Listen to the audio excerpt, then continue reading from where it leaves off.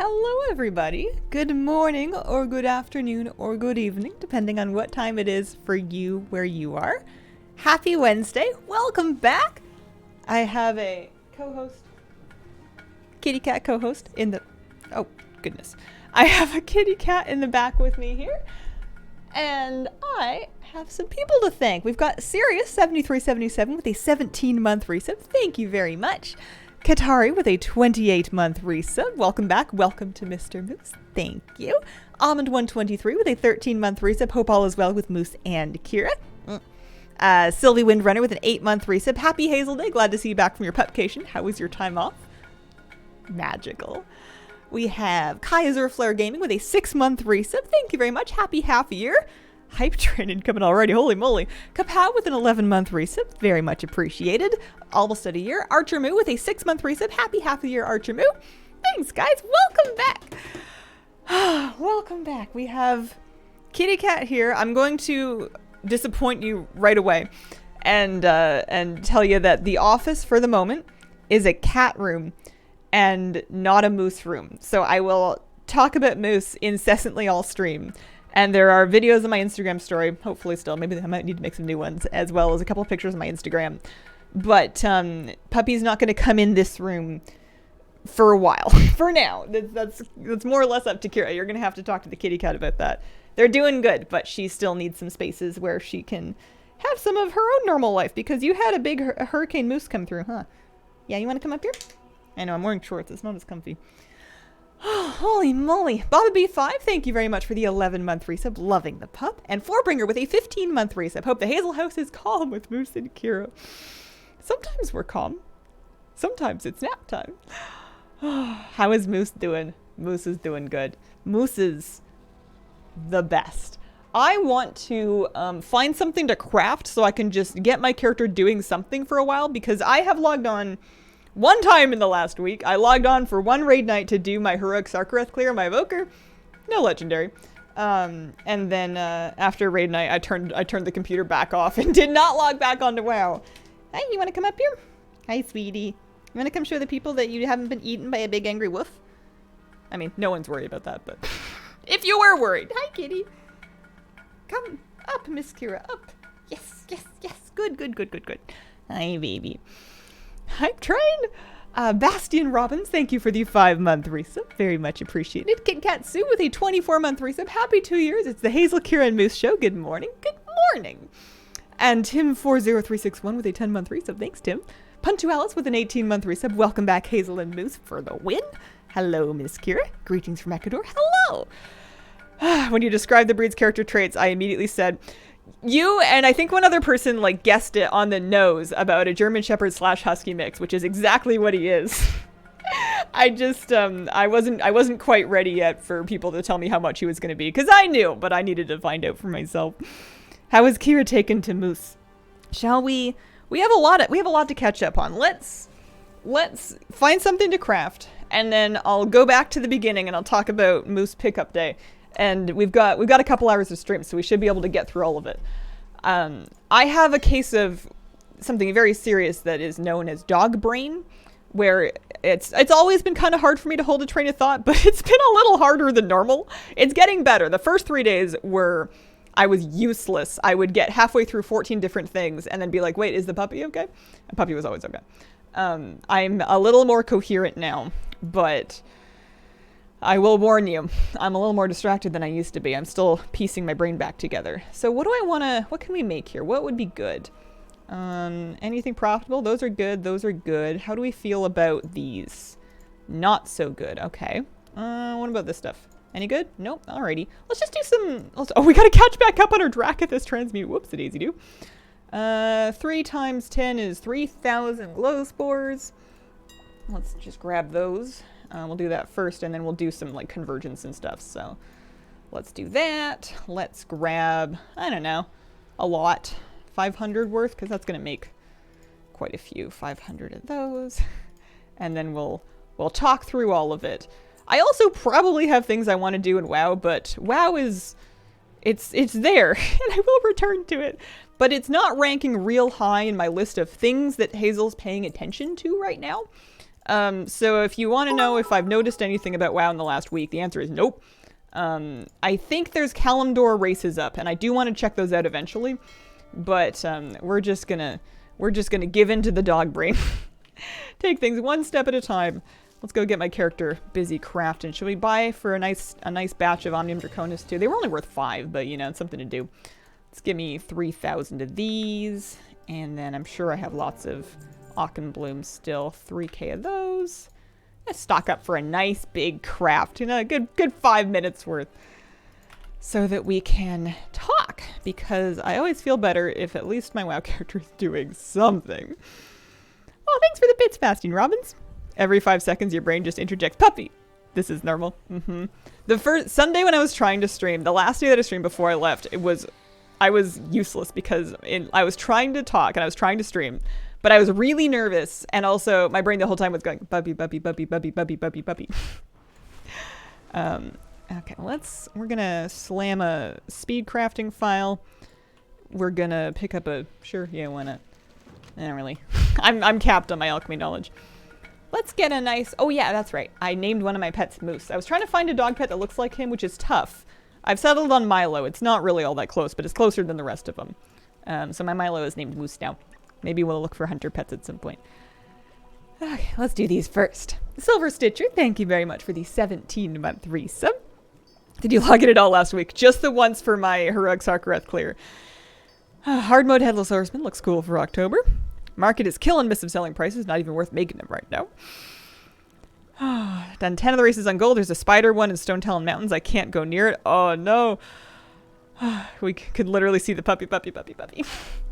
I'm glad that they were good for something. I felt bad because I felt useless as an entertainer, because it was a combination of like puppy brain and being really excited, but I was also, for reasons that I'm still kind of untangling, wildly anxious I was really, really, really anxious on puppy pickup day.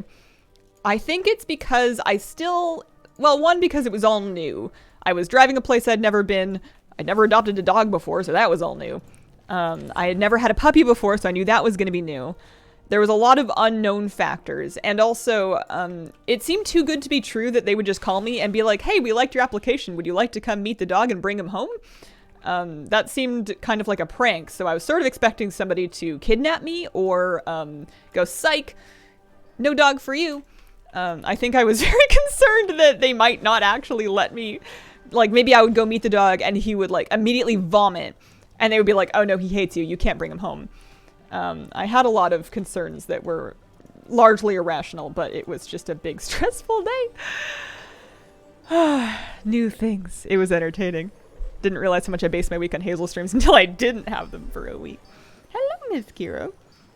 So yeah, Sunday, I had like 2 hours to kill after stream was over before I got to go to the shelter to go meet and bring home the dog. It was a foster to adopt arrangement for a little bit because he still needed his neuter appointment, so I was technically fostering him for a bit. I have officially adopted him now, so Moose he's staying. He's a keeper. I mean, I'm hoping I'm the keeper in this situation. He was a keeper no matter what. But I had 2 hours to kill before I could go to the shelter, and I was like dying, both because I was really excited and because waiting is the worst part of any kind of anxiety-inducing thing, and there wasn't anything to do to go early. I had already spent the entire afternoon before. I bought everything I was going to need for the dog. I had gotten up early on Sunday, and I went to the store before stream, and I got more stuff to set up for the dog. I had set it all up. I had vacuumed. I had done my dishes. I had done my laundry. I had cleaned my bathroom.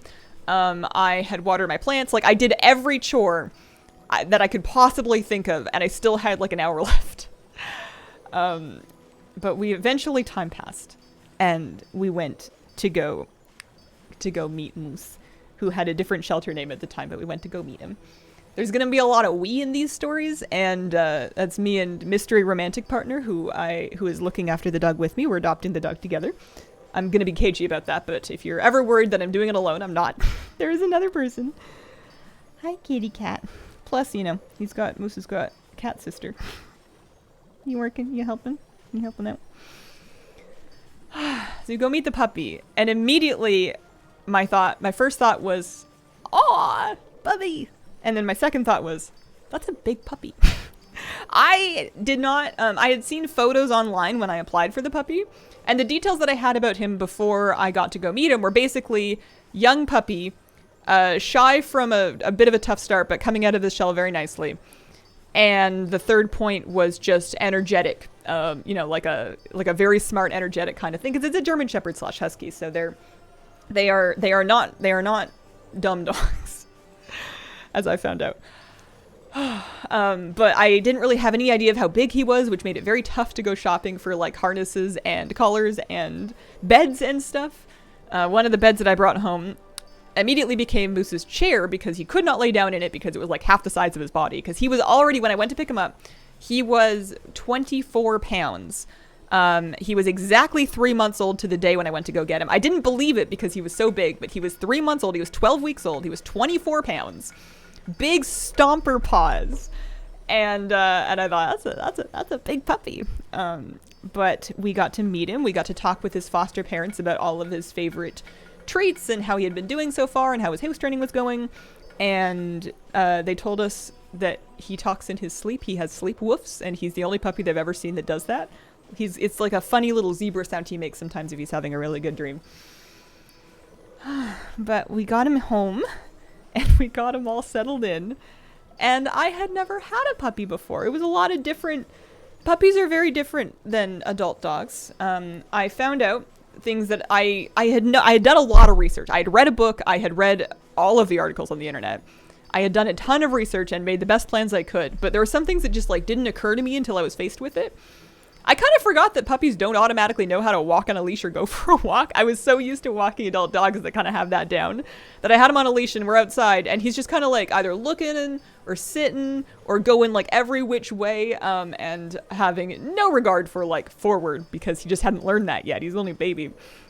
So it was a bit of work to sort that out and try and show him, hey, we're going this way. You got to come with us. You got to... There was that. House training, the first day, he's a really smart puppy, so he's doing perfectly. But the first day, the other thing I forgot was that he might not automatically know how to go outside. His fosters had been working with pee pads, which wasn't something that I wanted to use here. I wanted to just take him out to the street every time. And so we take the dog out really regularly to give him a good chance to go and so that we can be ready to reward him with the treats when he goes. And he's just like sitting around looking at us like, I don't know what you want, but I guess I'll people watch. Like the first day we took him out, like every 2 hours just to give him regular chances to go. And every time he was just like, okay, I don't know what you want. I guess we'll lay down. So we did an awful lot of standing on the street, just with a puppy, which it turns out is a great way to meet every neighbor ever. I had never spoken to basically any of my neighbors up until this point in the year and a half that I've lived here. And I'm pretty sure that we have now met all of them. And it was funny because we go for walks a lot anyways. And everybody was like, oh, hey, you guys got a puppy. I'm like, hello, person I've never spoken to. We did. Would you like to meet him? Dog woofs and howls in the street. How potty trained is he? Now, pretty much perfectly.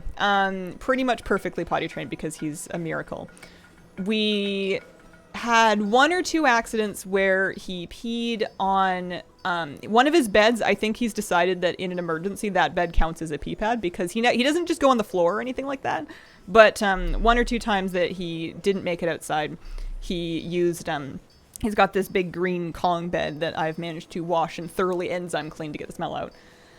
But in a whole week and a half, it's only been twice inside on that, and even then, only in like sort of special circumstances. So I think we're doing real good. He's figured out his spots.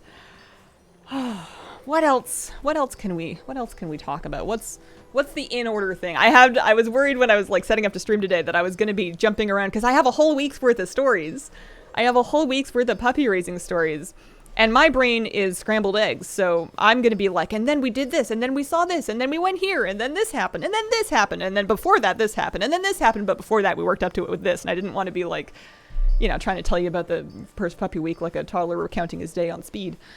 Welcome back, Hazel. Doggy personalities are a thing. Awesome meeting your neighbors. What else? So we've been doing positive reinforcement training. I've been working with him with a clicker. The next thing to know about Moose. is that he is not just smart. He's like very smart. He is a very methodical problem solver.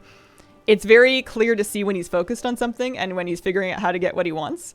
And it's lucky that he's very food motivated and he likes pretty much any treat I've put in front of him. And I can also train him using a third of his breakfast, which is handy because there's only so many treats you can give a dog in a day. It's a good thing we're working him off with lots of walks. But he is extremely smart. So in addition to exercise trips, and then also we're doing socialization. I should mention that. I've done some research. He is 3.5 months right now, so he's right in the middle of a very important socialization period. So what's really key right now is that we introduce him to all the different things he's going to need to know. So he's meeting doggies, and he's learning how to sort of sit quietly while doggies walk by, and he's meeting children, and he's meeting young children, and he's meeting older people, and he's meeting people on bicycles and skateboards, and he's going to trails, and he's going to the city, he's going to stores, he's going, what else did we do? We did, where else should we take him? We were doing brushing, teeth brushing. He's been getting his teeth brushed every night. He's a big fan of that because it tastes like chicken. I've been handling his paws. We clipped his nails. We gave him a bath. He gets puppy class this week. He's going to get a grooming appointment pretty soon. He's going to get our proper vet, again, pretty soon. He's got an appointment for somewhat shortly so that we can just kind of take him to all the places, load him up with bribery, and just teach him that these are all good places. We've done a lot of the car. We've driven to a number of different places just to get him used to being in the car. He's not a big fan of getting up into the car, mostly because he can't really jump up super well. He'll jump out, but he doesn't want to jump in. And he doesn't really like being scooped up and lifted, so I'm trying to bribe him with, like, the good stuff. But let me see, what else? Alrithier had a 49-month resub dog hype. Thank you very much. Honeybun Games with a 26-month resub. Hello, good morning, welcome back. Hope you're doing well. Thank you very much, Honeybun. And Miss Oakley giving out a gift sub, and Jacob156651 with a 25-month resub. Thank you. I also think I missed Alexis JTV and Bellamy66's subs. Alexis with 16 months and Bellamy with 6. Thanks, guys. Coming from a vet decade for doing research. Thank you. We're still learning. I'm never going to be perfect, but we're doing our best. What's the number one biggest moose challenge? The biggest moose challenge is that and it's getting better. It's way better now than it was at the beginning of the week. But my boy wants to eat everything. And there's a lot of things puppies can't eat. He will pick up twigs, pine cones, acorns, fruit. There's a lot of fallen fruit on the ground, and he's not allowed to eat the pits of it. So we try and keep him away from that, but it's really hard because he's fast. He will pick up plastic. He will pick up rubber. He will pick up trash, basically. And you have to be vigilant when he is outside because he is quick. And unfortunately, we're working on trade. We're working on drop it, and he's doing that okay, assuming that I have a good enough treat. And we're working on trade, like I will have him trade me whatever he has for like a treat, and it's going okay. We're working on that. But the problem is that a few times I have taken something from him because he had a piece of like rubber or like something he could not eat or like a big fruit pit in his mouth, and I had to take it out of his mouth. And now he knows when I'm trying to take something from him, and he's like, no, and he tries to swallow it as fast as possible, which is not ideal. So we're working on that. That's the biggest challenge. It's a lot better in the last 3 days because we have been doing the clicker training and we've been working on polite leash walking, which he's doing amazing at because he's a miracle. And whenever he's like walking with me by my side, he's not so much foraging for stuff to eat on the ground, which is good because the last thing I need, I have the vet number and I have the emergency vet number, and I don't want to have to use them because that is the biggest danger with that dog, is he has a keen desire to scarf down anything. I upped his food somewhat. I'm going to talk to the vet when he gets in there about how much I should be feeding this dog, but he insists to me that he is constantly starving.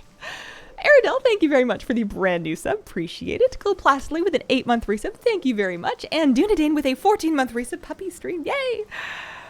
Hard to get things out of my family's dog mouth on bog walk. She got worms that way.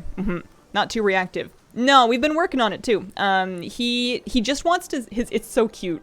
He sees a dog or a person that he wants to say hi to, and he will sit and wait to see if it's okay, which is like magical. I don't know who taught him that, but thumbs up.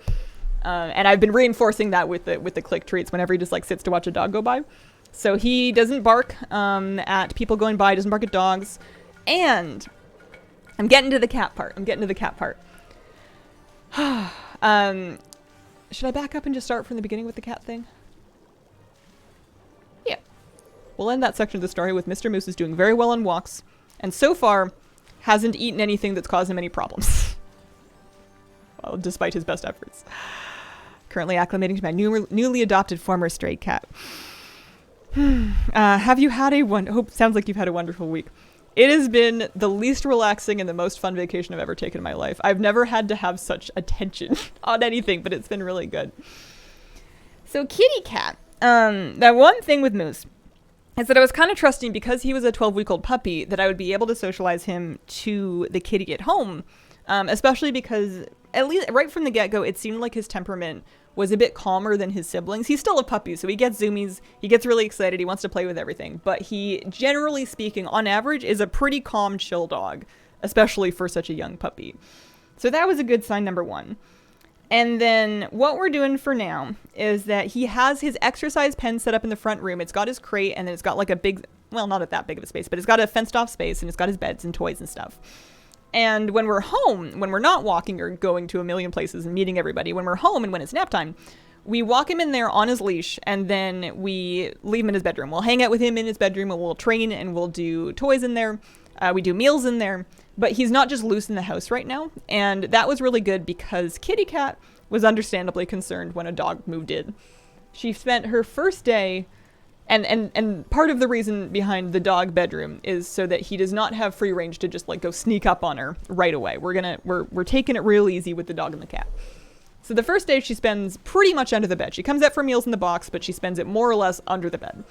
And then the second day she spends mostly in the closet. She has a bed in the closet that she really likes, so she mostly spends the days like 2 through 4 maybe, mostly in the closet, comes out for meals and stuff, mostly in the closet. Around day 5, she starts to get fed up with this. And whenever he's sleeping, she starts to sneak a little farther up the hallway into the bathroom, which is where she usually sits to lick the tub and or my legs and or get her teeth brushed, because she was very upset that she couldn't have her normal toothbrushing, or that she was too scared to come out that far. We also have a baby gate that we can use to block them off, but we found out that the baby gate was a bit tough because Kitty is blind. And she ran into it. It had a blanket on it, but she was still like, hey, there's not supposed to be something here. And that was stressing her out more than the dog was. And the dog was secured anyways. So we ditched the gate, and we decided we're just going to let her work up her courage and come out on her own terms and in her own time.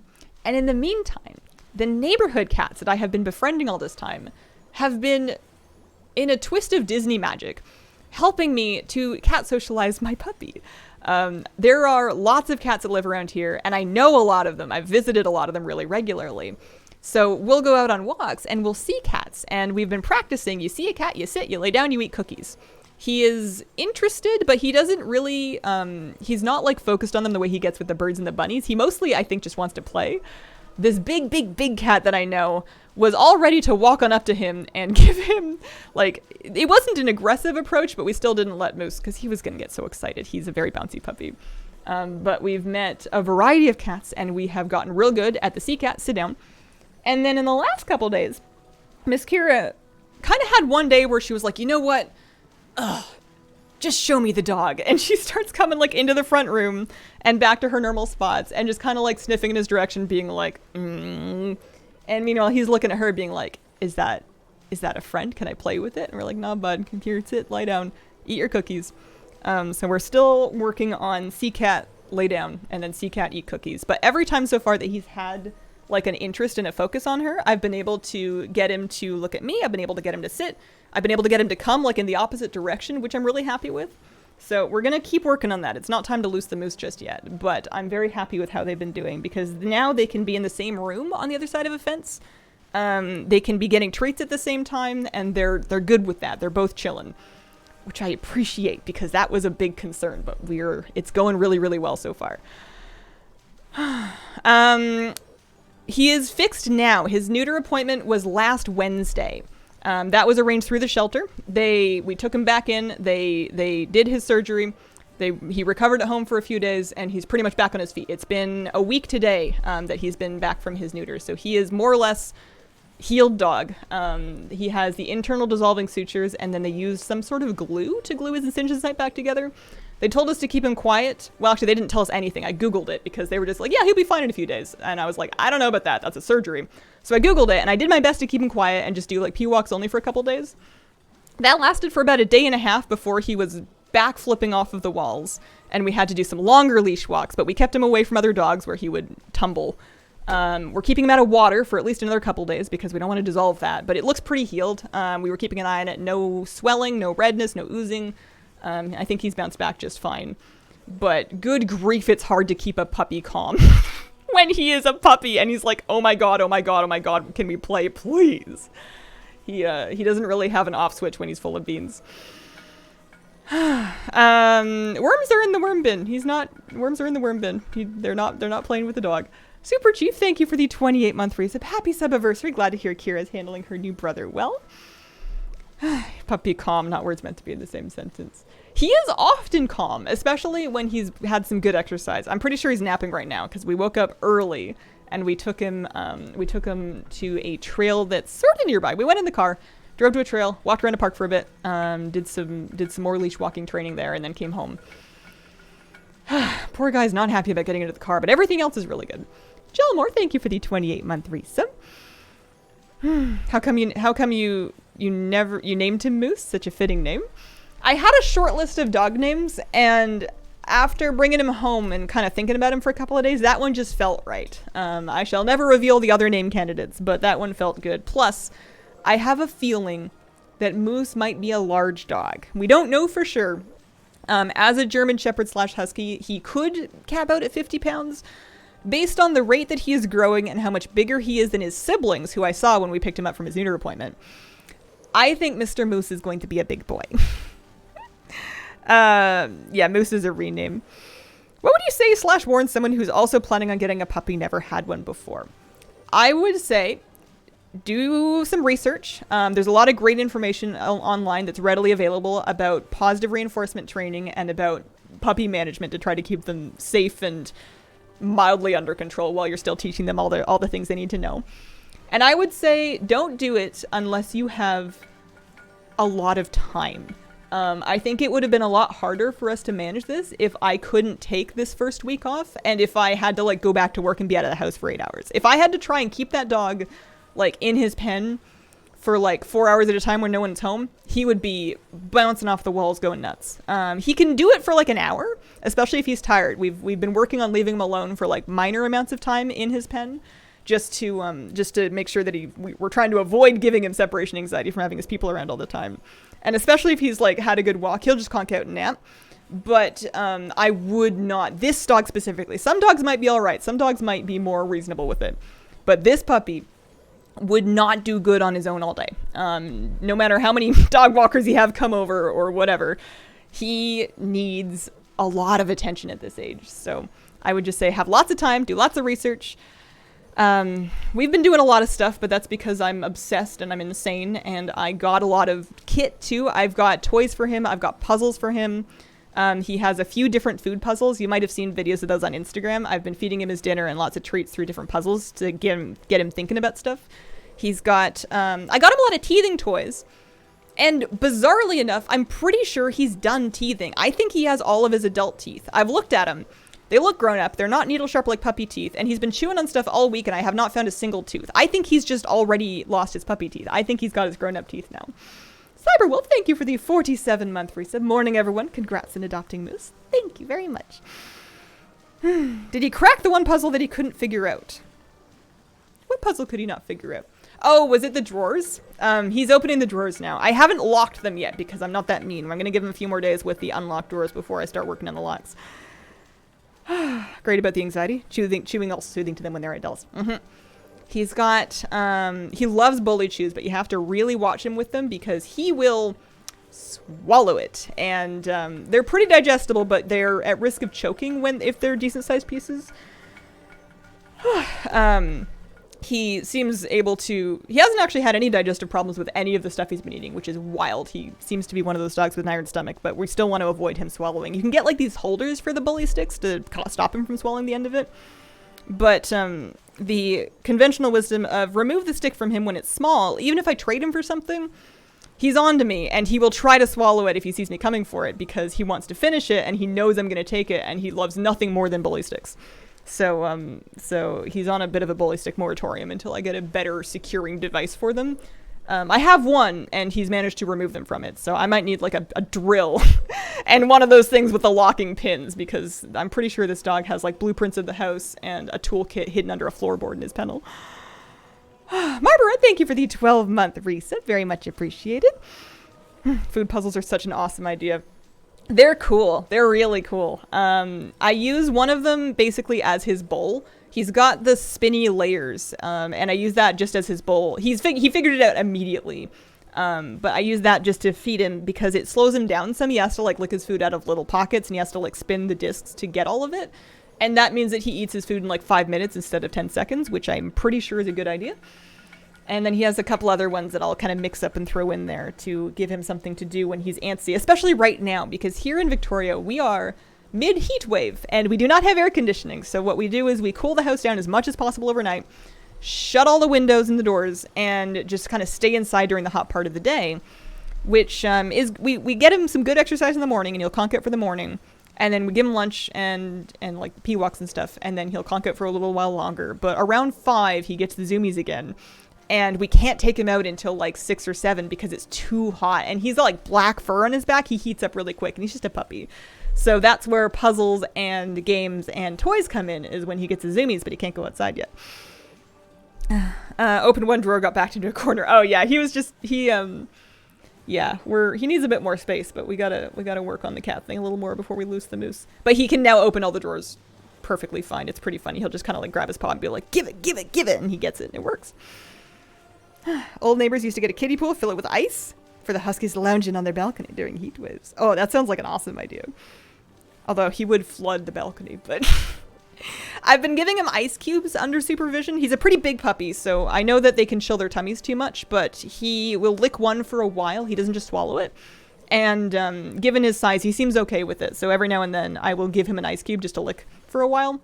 And then he eventually makes a big mess and then licks up all the water, which is good because it is free. It keeps him busy for a while, and it chills him out a little bit because it's hot in here. What else? Free. Oh yeah, no calories, because a lot of the things that you give him to keep him busy involve eating. And we have a lot to learn, which means a lot of treats, which means trying to guesstimate how many calories this dog should get, because I'm not trying to raise a sausage. But he's got a lot to learn. He's real food motivated, and the treats have been working. So, you know, we're trying to balance the don't overfeed the dog with teach the dog stuff. And currently, the move is to hold back a third of his breakfast and then maybe a third of his dinner, and then feed him that as treats for the training walks. Because right now we're working on polite leash walking, and he's doing way better, but it still involves giving him a click and treat maybe every like 30 seconds when you're outside, especially if there's a lot of distractions, because he's a baby and it's a big world and there's a lot of distractions. So you need kind of a lot of stuff to give him, and using his dinner/breakfast is great because it's food that he was going to eat anyways. Are you being affected by the super heat wave? It's a heat wave. I don't know if it's the super one. It is hot, but it's, people from Texas would laugh at me. It's only like 30 during the day, which is, what is that in Fahrenheit? Like high 80s maybe? I can Google that. Let me see here. 30 Celsius to Fahrenheit. 86 Fahrenheit, which is pretty gross, especially in the sun, especially with the humidity, and especially when you don't have any air conditioning. Maybe Kira and Moose can bond over their shared love for ice cubes. They have a surprising amount in common. They both love ice cubes. They both want treats. I think that's one of the reasons that she actually got brave and started coming into the kitchen more, was she was like, well, you're giving the dog all of this yummy stuff. Where's mine? So I got her some treats at the store too. She's been having licky treats, but then Moose wanted her licky treats. And it's great that they're eating treats right next to each other, but they're both they're both highly interested in it. It's a lot of back and forth. Can attest to it being hard without air conditioning.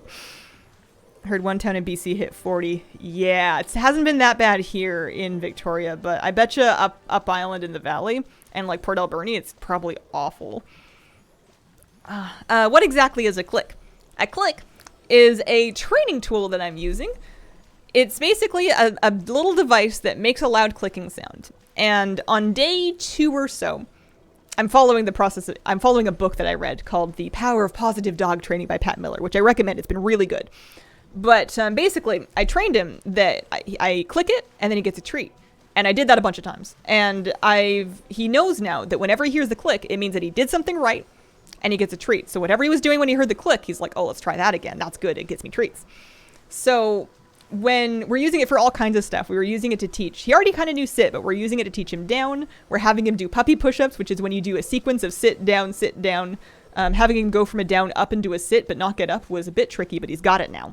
He is real smart. And then again and it was also good for the potty training. We were teaching him a go potty cue, which, as it turns out, completely by accident, has kind of come out in an accent. So now if you want him to ask him to go potty, what you have to do is you got to say, Moose, do your business. Do your business. And he'll be like, all right. And and that, I think, has also made us memorable to our neighbors. But yeah, it's a tool to, it's basically like if you've ever seen people training dolphins.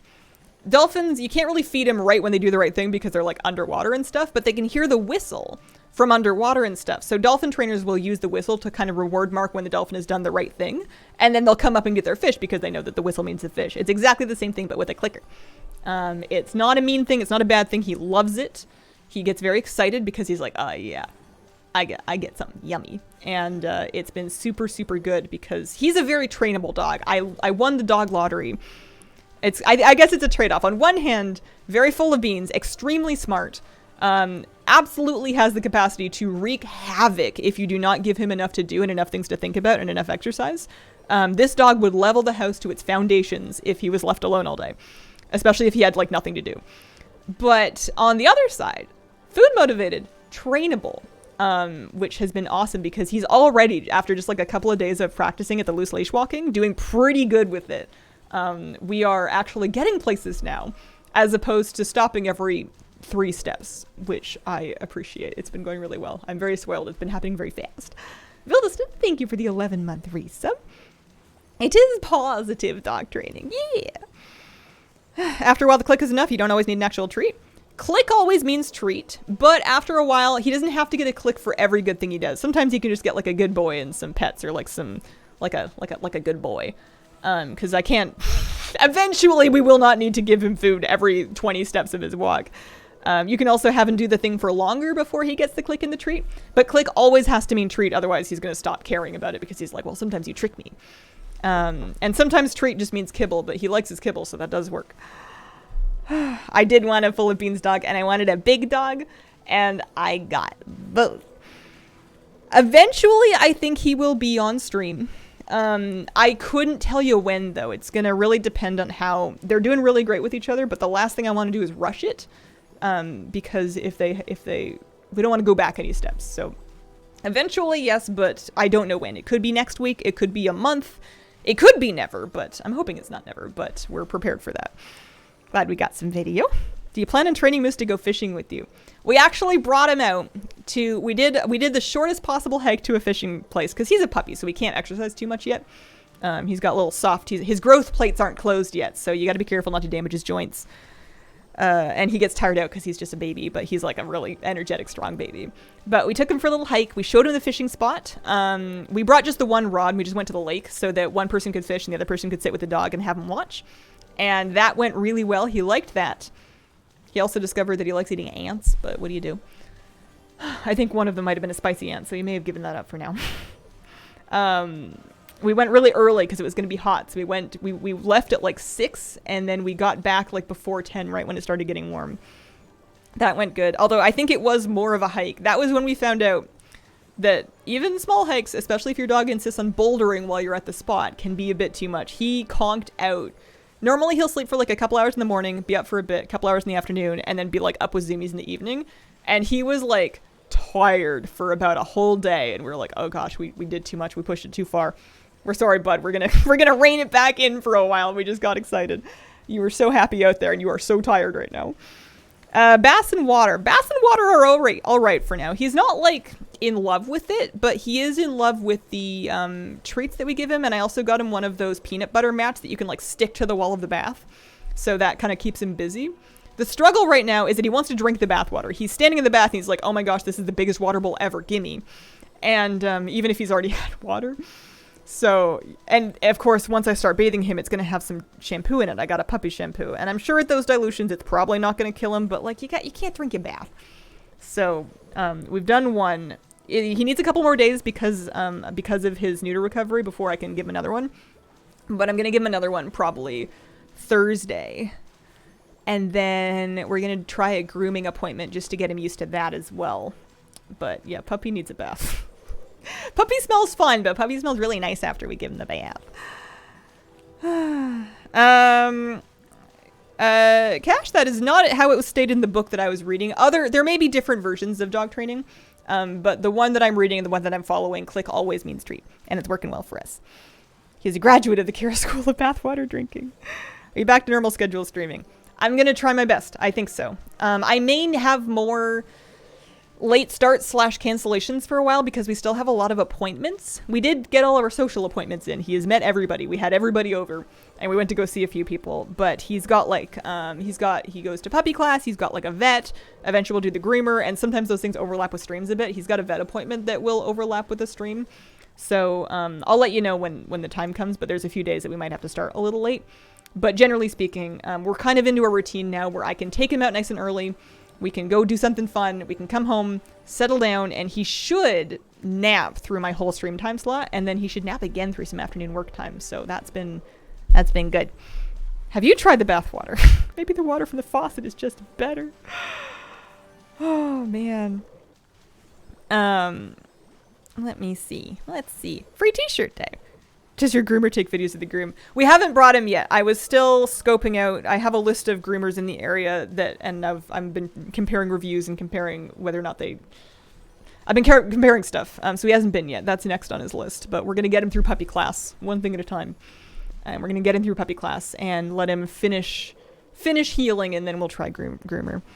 He is sleeping through the night. He slept through the night on the first night. The first night we brought him home, we didn't want to leave him alone overnight, but we also couldn't have him in the bedroom because that's a Kira zone. So we made up the couch as a bed, and we had one of us, we had my partner for the first night sleep on the couch to take him out in the middle of the night if he needed to, because my partner is a very light sleeper. Unlike myself, he will actually wake up with sound. We wanted him to take out the puppy if he needed to, but also just to be there if puppy was sad during the night, because it's his first night home. He's been through, whatever it was before the shelter, which we don't know. But then he spent with some time with a foster, and then he was in a new place. But the dog just passed out. He was so excited. He'd stayed up the whole day that we brought him home. He didn't nap at all. And then it got to bedtime, and he was like, Moose tired. And he was out, and he slept the entire night. And it was fine. He has not once woken up in the night and needed to go out, which is A+. I do get up at 6. We do get up at 6 and take him out early. But that's great because it gives us time to get some exercise before the weather gets hot, and it gives us time... do something, come home and get ready for stream. He's a bigger boy, so his bladder might be bigger. Yeah, that might be it. He is growing at an astonishing rate. He is, we took him to a pet store probably on the second day that we had him. And then we took him back to the pet store yesterday or the day before. So, basically a week apart. And they were like, oh my gosh, he's grown so much in the 7 days since we've seen him. And every morning I look at him and I'm like, are you bigger? You're bigger. I think you're getting bigger. He's starting to get a bit of a double coat in. I think that both German Shepherds and Huskies are double coated dogs, and he still has his puppy coat right now, but he's starting to get his bottom coat in.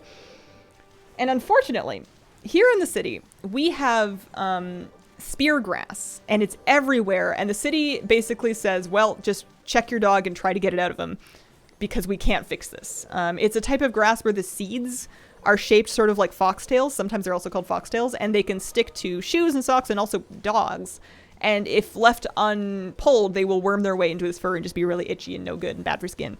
So you got to really check him whenever he's been outside, because he picks up the spear grass. Not him so much, mostly my socks, but he'll pick up spear grass.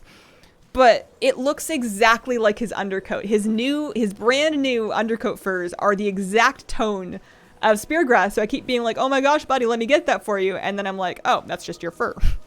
He doesn't actually pick up as much of it as you would think, given how much he goes outside and frolics. Long term, do you see sharing bed with Moose? I don't think he's gonna fit. He has a nice big bed, and one day when he grows out of his bed destroying phase, fingers crossed, he mostly sleeps on them, but sometimes he likes to lay waste to them. Once he's settled down and grown up a bit, I would love to get him a nice one. But the plan is for him to have a big, lovely dog bed on the floor in our room, but not our bed, because we sleep in a queen, and with 2 people and a cat, it's already full. You're not going to fit a giant dog. No one's going to sleep very well. So I'm team dog sleeps in dog bed in the room, but not in bed. My partner is kind of team dog sleeps in the bed, although I think he's coming around to the idea that this dog's not going to fit. Tick's a problem where you are. To some extent, especially on hiking. I'm going to talk to the vet when we bring him in about some vet grade flea tick prevention is on my list of things to ask them about, along with how much should I feed this beast and making sure that we have appointments for his 3rd round of shots, because he's had 2 rounds of his DA2PP combo booster, and he's also separately had his Bordetella, but he needs a 3rd dose of that combo shot to secure him against stuff like parvovirus and canine distemper and other stuff like that. He is allowed to play with other puppies that are at the same place in their vaccination schedule, but he needs another shot. So I'm team dog on the dog bed in the bedroom also. Is his personality more like husky or German shepherd?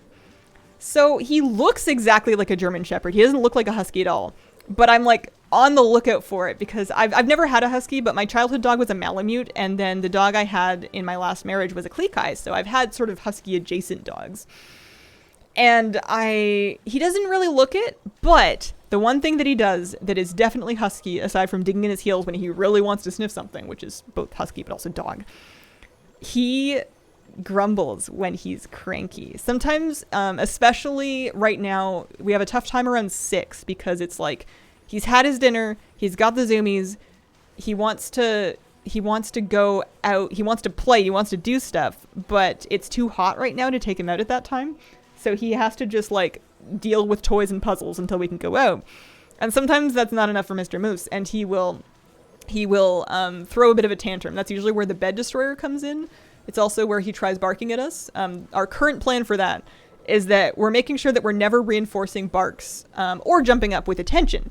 And it's pretty funny. So he'll go woof, and we'll both go and we'll turn our back to the dog and just pretend we're like totally ignoring him, but in like a comical, dramatic fashion. And then once he stops and he lays down and he's quiet for at least like 10 seconds, then I say, "Is there a quiet puppy?" And then the good quiet puppy. And that's been working. But when he lays down, he's like cranky, right? Because he's throwing a tantrum, and he goes, which is a very husky thing to do. He's a grumpy talker. He also sleep talks kind of in the same way, but it's so funny. See you later, Miss Kira. Oh man. Can recommend the best dog brush. We have 2 brushes. We have a rubber cone-shaped gentle shampoo brush that he likes that I've found is good for de-shedding double-coated dogs, but I also have a slicker brush. I've been getting him used to both, but I'm not buying any more brushes. I got enough of that. I've done enough shopping for the week. We gotta make some content and earn some treat and kibble money back. Oh man. This is kind of your first dog that's yours. This is the first dog where I am driving the ship, leading the charge, plotting the course. This is the first dog I've ever trained and raised personally. And I think so far it's going very well. I'm very happy. What class does Moose play? My pup howled in his sleep a couple times. What's up? How's Pup? Hi, Currents. Pup's good. Pup's good. We've been talking all about him. He is asleep, I'm pretty sure, in the front room. We took him out to some trails this morning and did some more walk. Team partner and dog in bed. If I ever get like an enormous bed, like a California king bed, then maybe. But I don't know. I need my sleep. Besides, his bed's gonna be nicer than mine. Husky in your Insta. So he was a Klekai. So he was kind of like a husky, but I don't know why I'm being pedantic about this. He was just like this big. He was small, mini. He is fine, as far as I know. He did stay with my ex. He was my ex's dog before I met my former spouse. So when we went our separate ways, Puppy went with him and Kitty Cat came with me. His ears are half floppy. When he's really interested in something, his front paw, one of his paws will start going woo, woo, woo, woo, woo, woo, and his ears will stick straight up. But like the ends of them will still curve over because they're pretty floppy still. But if he's like really focused in on something, his ears will perk up. But for the most part, they just flop over still. I think they might fully stand up when he's grown. I'm a fan of dog in dog bed on bedroom floor personally.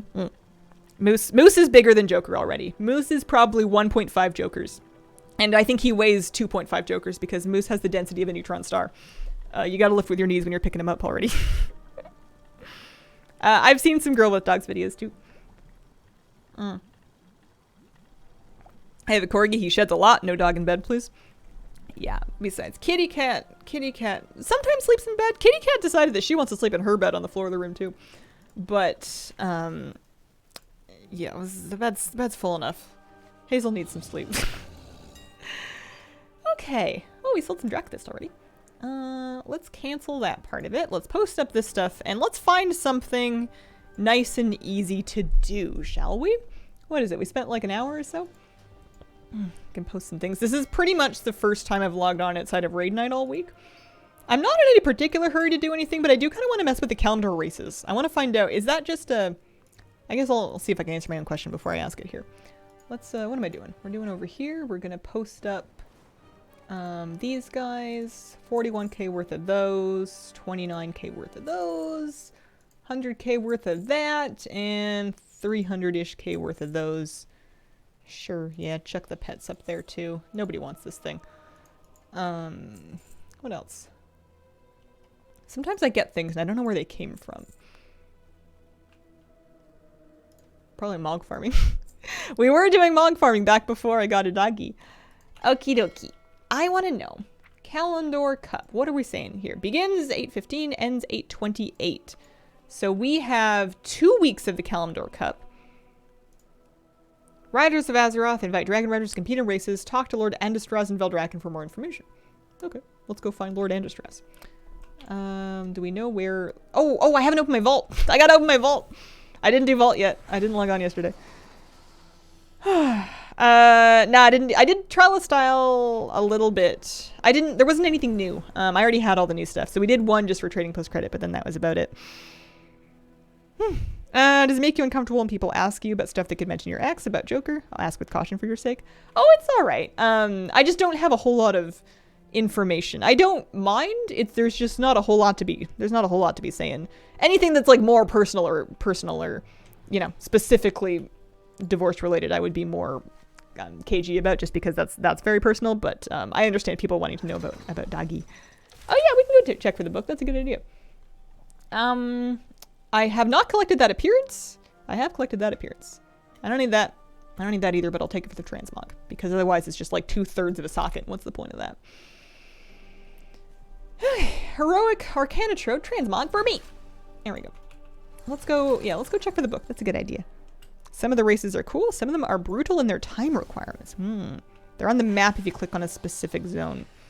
I want to talk to Lord Andestraz. I want to see what he has to say. I want to see if he can tell me things. What do you got? Time walking. Oh yeah. There's some argument to be made for me doing a time walking on a couple different characters just to get some extra badges. Oh, probably up there, Vibrant Flyer. That's got to be it. There's an argument to be made for that because we're going to do the Turbulent Timeways soon, so we'll have a chance at each of the different time walking vendors, and I know I'm missing Transmog. So maybe if I feel like it. No promises. I'm gonna go to the Forbidden Reach, and I'm going to pop my nose in the vault, and I'm gonna look for my double book, because I still don't have this achievement. I'm wondering, actually, I should make sure I still don't have that achievement. Did it just pop for me? Could I be that lucky? Maybe one day the patch will drop, and it'll be like, oh hey, you do have that. Or maybe I'll need to find another one. We'll see. Proud of you for not diving face first back into your Mog addiction. Not that there would be anything wrong with that, mind you. Yeah, I'm sure we'll do some of it at some point, but Mog is great in that it can wait. Mog will always... Nope, that's not what I'm doing. Mog will be there when we're ready for it. And the nice thing about, especially about where we are right now in WoW, we're kind of in between things, in that there's a lot of stuff that we can do. There's not really anything we have to do. Nothing is life or death right now. Even if I somehow miss doing the Kalimdor Dragon races, we can come back and do them. It's no big deal. So, like, next time around anyways. Even if we miss this round, I'm sure Kalimdor Cup will eventually come back. Hopefully not annually. Maybe they gotta stick it on the map still. Oh. Maybe we will do it this time around. But I'm sure it's not the last time they're ever gonna do it, you know? Okay, let's go poke our nose in the vault. Will scales for dragons still be available? It's a good question. I don't actually know. From Mog to Dog. Kalimdor races seem super tight, hard IMO. Okay. Maybe we'll give them a try, and then if I get frustrated, I'll do something else. Life is too short to get mad on days that you're not in the mood to. And grow advanced gold, shockingly hard. And a lot of you guys have a lot more practice at dragon races than I do, so if you're saying they're hard, I am believing. I trust that.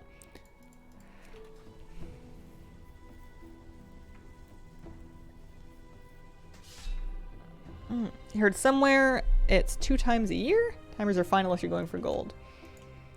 So, one question that I'm gonna want to know, and I bet I can find out if we like poke through. If I poke through expansion features, dragon riding. I want to know, what do I have to do to get the armor? Oh, there's a title I don't have. What do I have to do for this? That's what I want to know. Do I need all golds? Do I just need to do them all? I was hoping that they would be on an achievement, but maybe they're behind an achievement where I need to do like a prereq first. Let's beacon this thing. Yeah! Love that. Bronze, silver weren't bad. You do not need to get gold for all the races to get the Mogs. It only awards a title. Okay, you can get coins and alts to get all the Mogs. Got the pepper hazel. Thank you. It's a currency you earn. You can't see the achievement until you do the prereqs. Okay. We'll poke around with it then. We'll take a little look-see.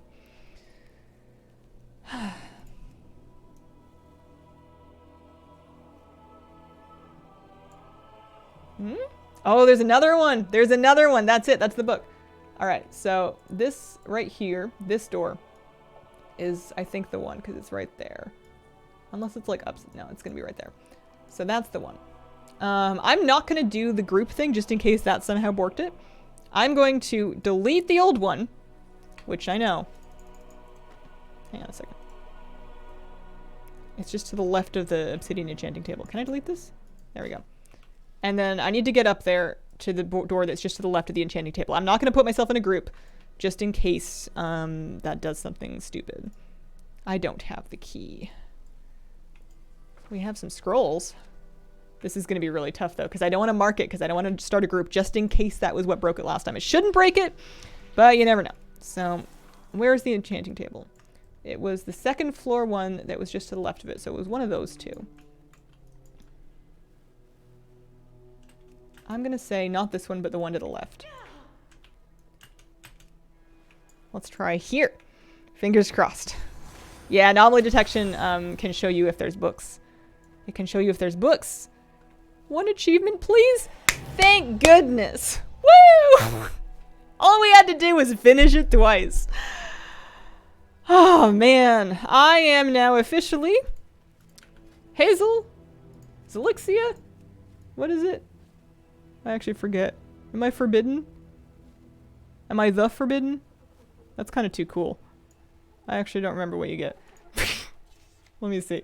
Summary. You know how to reach me. The forbidden. Forbidden reach meta achievement. That was the last thing we needed. I'm going to put Zelixia. Is it the forbidden Zelixia? Because that's kind of goofy. Might need to reload. Nope, there it is. Zelixia the forbidden.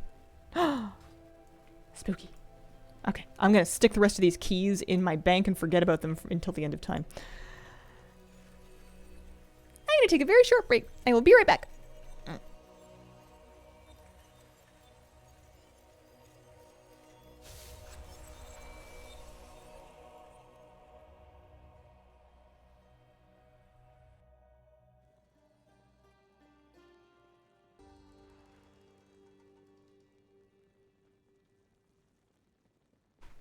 Okie dokie. Pardon me, I had to move my laundry. I have discovered that I have a great deal more laundry to do than I used to because my clothes actually get dirty now because I A, go places, B, exercise in them, C, sometimes have some amount of doggy slobber and or treat residue on various parts of my person. So the clothes get washed more often. Yeah, I'm still carrying a couple Hearthstones. I guess I can get rid of it. I was emotionally attached, but you know. You know what? I like having the regular one, though. Sometimes I actually like clicking it. Okie dokie. Oh, that's funny. I have a quest. I guess I'll just keep that for rep or something. What am I doing? No. Oh, that's right. We were working on achievements, but we didn't quite get them. Oh, well, that was exciting. I got a new title. Now what? And he didn't have to post in the forums. The real victory. Here, we're over here. There we go. With a dog with social needs, does that mean you're meeting neighbors with dogs now? Mm-hmm. I know their dogs' names. I know their names. I know what houses everybody lives in. There's actually one that has a fenced yard that wants us to come over for a play date. And I keep not having my phone or any paper to like write down a number to give them whenever I'm out, and they're likewise. But next time I run into them, because we're really close by, and that's like our normal kind of walk route. We're gonna try and set something up because there's a puppy that he likes, that he plays nicely with, that is kind of at the same shots level as him, and if he can tear around a yard, that seems like a good idea. Okay. I was going to poke around. Oh, yeah, I was going to go to the top of the seat of the aspects. That's right. Oh, rank 2s or rank 3s for stuff for alchemy. So I use an add-on called Craft Sim. Usually, by default, I just use rank 2s because that's almost always the best bet. But if I want to find out if using rank 3s would guarantee me a gold one, what I do is I go into sim mode. And in sim mode, you can play around and see, well, what would my expected profit be if I used all golds? What would it be like if I used coppers? What if I, like, you know, mixed and matched, etc. You can sort of play around and see if you can get more profit. It might even have, and you can also see what if I used an insight, etc. So one example that is usually the case is something that is really valuable, something that has a really high inspiration value is usually a good tip-off that it's going to be much more valuable as a gold quality craft than a silver one. Something like that is usually Frozen Focus and then also Glacial Fury. So if I look at Glacial Furies, they're very unprofitable. But if I go to sim mode and I'm like, well, what if I use a insight, still unprofitable? What if I use an insight plus gold stuff, more profitable, still not worth it? So I'm not going to do it, but that's usually how I know. Almost always silver stuff, but sometimes when combined with an insight, you need the gold stuff to guarantee golds. But most of the time, I would just use rank 2 stuff, and I sell the rank 3 stuff is usually how I do it. We're on the final countdown for a move to Ottawa. 1 month to finish decluttering and all of the laundry. Yeah, we'll need some moose emotes eventually.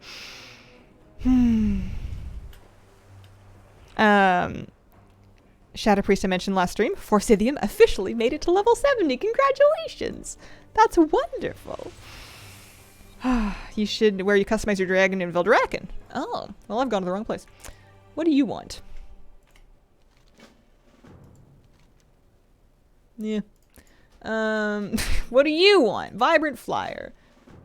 Calling Aldrakthir. Go to the party at Wernrest.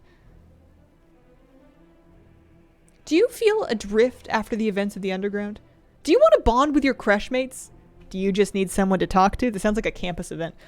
I don't think that's it either. I think that's something else. All right, I'm going. She was inspired by Allison, of course. How many emote slots do you have open? Take a guess. I know off the top of my head because I looked at this pretty recently. Just for fun, how many emote slots do you think I have open? The hint is that it's a bit silly. 15? My guess is 46? 30? Okay, well now I'm going to double check just so I actually, like, for sure have the correct answer. Any more guesses? Not that, I mean, we're not running any gambles or anything. I'm just kind of, we're playing a fun game. What do we see? Community? Streaming tools? No. Emotes. 420! We have...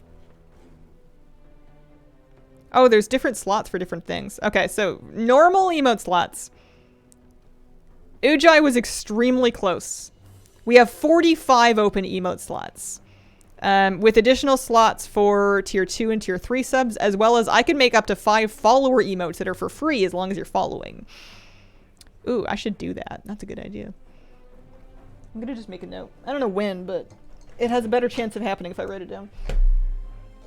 Especially some of like our good ones, you know, like our wave and our shiny. One good one for followers. Let me see. Notes. Lists have been saving my life in the last week because nothing's going to stay in my brain too long. It's actually very hard to think when there's a puppy in front of you. But if you write something down, your odds of getting back to it are not guaranteed, but they do go up. This is not where I'm going. I've gone to the wrong place. I just wanted to pick a comically high number. What about Raid Guide stick figures? I don't feel like they look very good in miniature. I feel like they don't look the best when they're really tiny in emote form. Maybe the heads of them would be good. I need to take a look at those again. Hi, sweetie. How you doing? How you doing? We've graduated from being afraid of the dog to being grumpy that the dog gets tastier treats than her. You don't have any teeth. You can't eat some of his treats, and also they're dog treats. I'll look for... We're going to a lot of pet stores, so I'm going to keep my eye out. You like the licky ones. Those are good. I'm going to see if I can get you anything else for some novelty, because you're right, he does get more treats than you. It's not fair. He gets, his favorite are those dehydrated beef liver, like, chip things. Those are real good. I realized pretty quickly that the move with Mr. Moose is that you need a lot of treats for training. So the move is to break the treats into the smallest pieces that you can possibly feed him and have it still be a thing. Because if you could give him one piece of beef liver, or you can break it up into like 8 pieces of beef liver, and then you can reward him 8 separate times. It's good. So he likes those. The Kalimdor Cup's introduction. Fly through the introductory Kalimdor Cup courses. Alliteration. Well, it is still an alliteration even if the letters are different as long as the sound's the same. Is it? I don't know. Fly through the introductory Kalimdor Cup courses. The riders of Azeroth have learned much from us. Now we test their mettle as well as yours, Dragon Rider. Bronze colleagues have traveled to Kalimdor to create new challenges. These 3 await you as an introduction to the many across the continent. Are you up to the task? Alrighty. Oh, so you get coins. You get coins. We need certain amounts of coins. We need 135 of them to obtain remaining things. Possibly more because I'm pretty sure I'm not tracking Drake manuscripts. You look phenomenal. And then you're just a regular dragon riding trainer. Okay. 1,000 Needles Thread, Ashara Rockaway Ride, Winter Wander. I'm gonna do something clever. Or at least I think it's clever. I'm taking a shortcut. Mini baby treats for the win. Yeah, I got a big bag of beef liver dehydrated trainers that are not the chips, but they're like little cubes. And he loves them, but they're dry. They're all dry, but those ones are especially dry. So I'm kind of cautious of how many I give to him while we're out on walks, because once he like coughed and he like coughed it back up, and I'm like, buddy, I gotta start bringing water for you, even if we're not going very far, because I'm not trying to stick up your throat here. What am I doing? I'm taking my shortcut. I think it is an alliteration. The intro quest has 10 coins available on alts.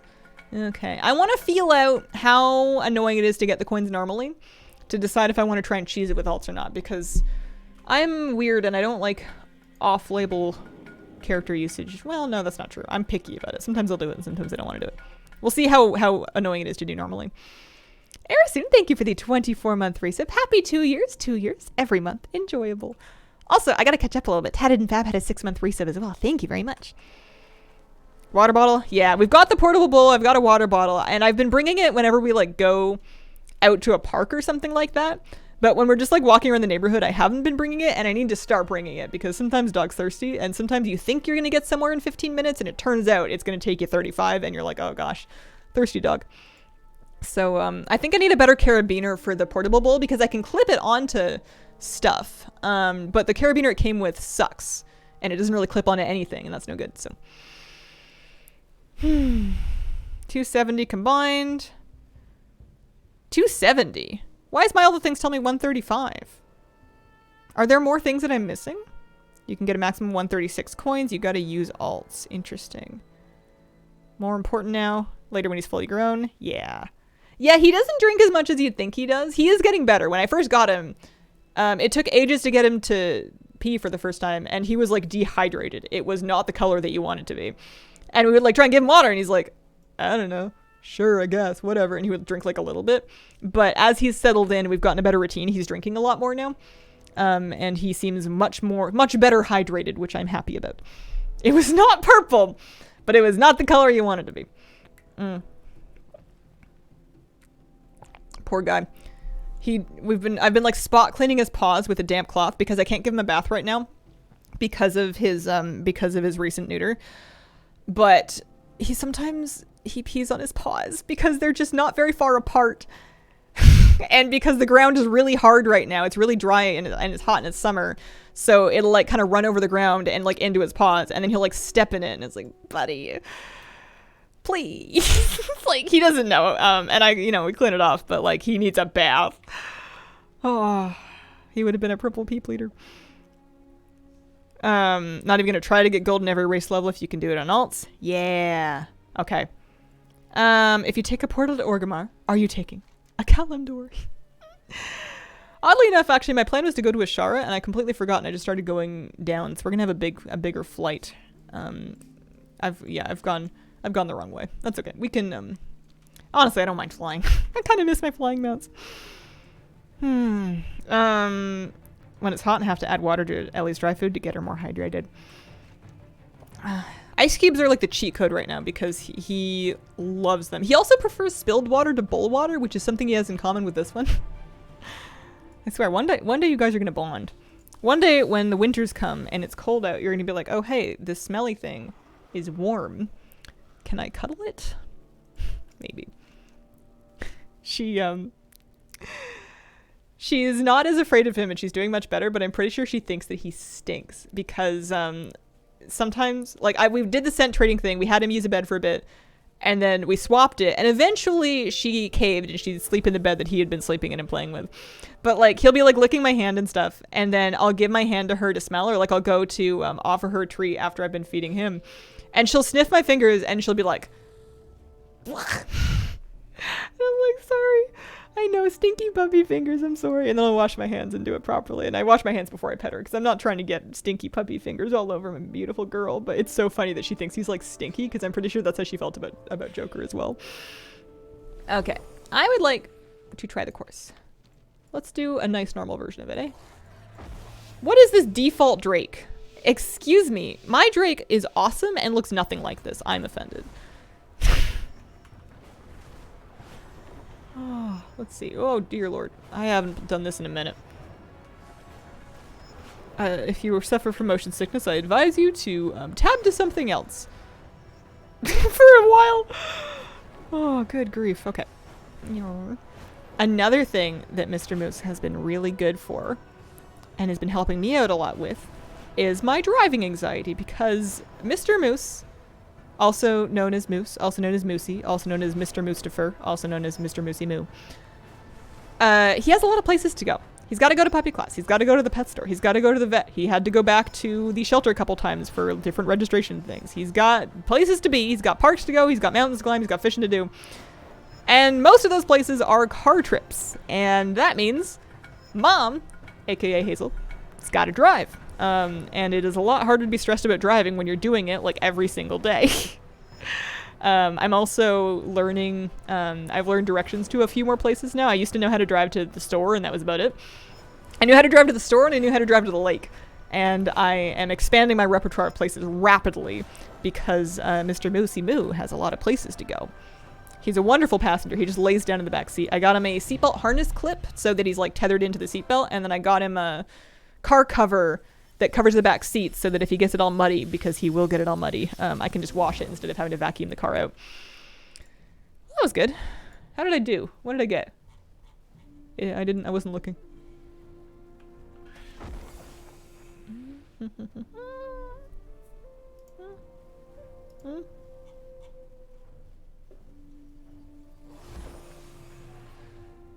Kalimdor? Bronze, yes. Bronze. Or maybe it won't tell me until I've done more. I got gold! Well, that's nice. 80 seconds out of 87. Okay, so that's a beginner one. Oh, we haven't tried Mustopheles yet. That's pretty good. Only learned today if you hold down the key for search forward, it'll use vigor as soon as available. Oh, that's a good idea. Have fun getting gold on Ungaro Advanced. Hey, dude, how you doing? You're not the first person to bear me these tidings. I'm getting a little concerned. Alright. 3 coins, 1 coin per medal. Okay. And we need lots of them. Let's go north again. There and then there, right? Yeah. Why don't we port to Hyjal via Stormwind? That should work. Crazy to me that I haven't gotten the last book in the vaults. Oh, I'm so sorry. Were you here earlier? I got my second one. I finally got my achievement because I found another one. Started way north and worked in Winterspring, worked my way south. That would have been smarter. I thought I was all clever taking the pet dungeon portal to Wailing Caverns, which put me right in the middle of it, and then I, like, messed up and went south. Whoops. Hope you had an excellent holiday, Hazel, and you're all refreshed. Thank you, Lilia. I am shockingly refreshed given how early I've been waking up and how many things I've been doing. Normally, the standard Hazel vacation is a lot of vegging, a lot of laying around, you know, tinkering with a couple of chores and hobbies, maybe going out and getting some food or something, and then like just chilling because I am a homebody. And I've done some of that, especially in the last couple of days, especially while it's hot. We've been getting Mr. Mustaphalis all wiped out in the morning, and then while he sleeps, we've been able to like veg a bit more, play some games. Oh man, but I've been doing a lot of stuff. I've been going a lot of places. Hi, Miss Kira. We did nap time though. We made sure to get some kitty cuddles at nap time because you need cuddles too. I bet you're happy I'm streaming again. You were like, Mom, you've missed your call time 5 days in a row. Mom, you need to get the Twitch Prime subs so that you can buy me my treats. Kitty, you're not wrong. Natty, thank you for the 50-month resub. Hello, Hazel, and grass to the puppy. Thank you very, very much. There we go. There we go. That's what we're doing. Oldham Portal in Stormwind. There is an Oldham Portal in Stormwind. Have you followed any of the Healing Isn't Fun in Dragonflight discourse? I wouldn't say followed. I caught sight of like a Wowhead thumbnail or something. And then I was like, huh. Well, it's no good that you're not having fun. I hope that you work it out because I'm just easy. I don't think I really get a say because I've been having fun, but I always have fun. And I don't really have any. I'm sure that if they make changes, they can probably improve it. But I've been really enjoying, you know, I had a ton of fun in Keys, so I'm just a happy clam. I'm not terribly invested. It's kind of like, you know, if you had like a favorite restaurant and, you know, you always get like a certain sandwich and you're like, I look forward to getting this sandwich. I enjoy getting this sandwich. This is a yummy sandwich. And then somebody else is like, that sandwich is no good. This place isn't working for me. They need to make changes or else I'm going to eat somewhere else. And you go, oh, well, I hope they add something to the menu for them. They can even change my sandwich if they want. I'm not that attached to it, but like, huh. I'm not too bothered. I'm going to get on with my day. Do you have an obsession with the number 5? What's with the stats? What stats? 5. My favorite number is 8. Not that anyone asked. Can I have some of the warmth? Warmest has been here since early June is 52 Fahrenheit. Oh, I would trade you some in a heartbeat. You can take some of our afternoon heat. Blew nearly 50k gold, getting the Biss S-Priest weapons crafted today. Dagger and offhand, got them both at max rank. Oh, nice. Why 8? I don't know. I just like it. I like it. I've always liked it. I liked that one since I was a kid. I wonder if it's because I was born in 92, so I was 8 years old in the millennium? That can't have been right. What else? 8 was just a good year for me. I was in 3rd grade. I was doing great in school. I hadn't yet discovered that it was angsty to not have friends. I was just living my best life. I was happy being 8. 16 is my number. Blue nearly... Oh, I read that one already. Kezo3, thank you for the 47-month resub. Oh, that's really nice. Oh, you did it in public orders. Wow. Oh, holy moly. That's brave. Okay. I'd like to pick my mount for the Kalimdor Cup races, please. Also, I don't know why, but they've reset my Drake customizations. Let's do Slither Drake.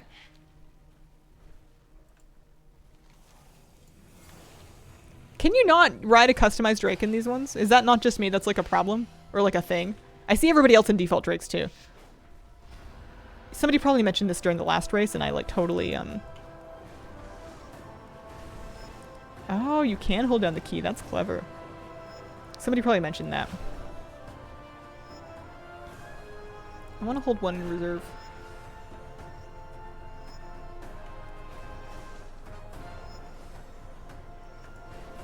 Just in case we need to go up.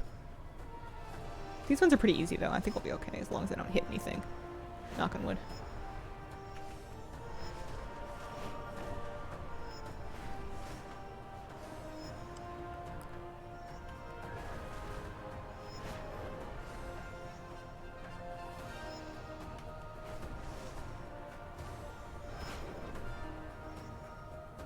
I feel like I'm going faster than I used to go. No! Oh, I think we're okay. Although we're not great. No! I was so close! I was doing so good! Alright, we're trying again. Everything's fine.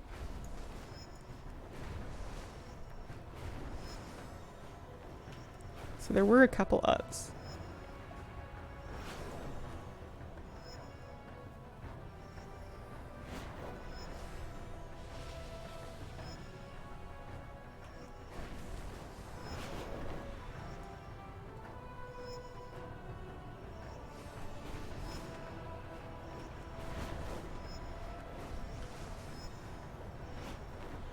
That one didn't really need an up though, did it?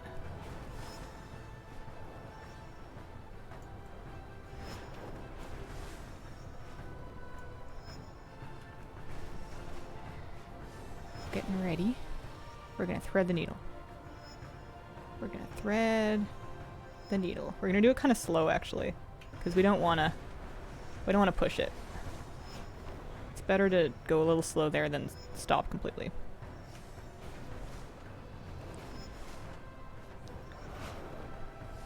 These are long. We did it! Gold. 10 seconds to spare. What are the coins you are trying to get? They are Riders of Azeroth badge.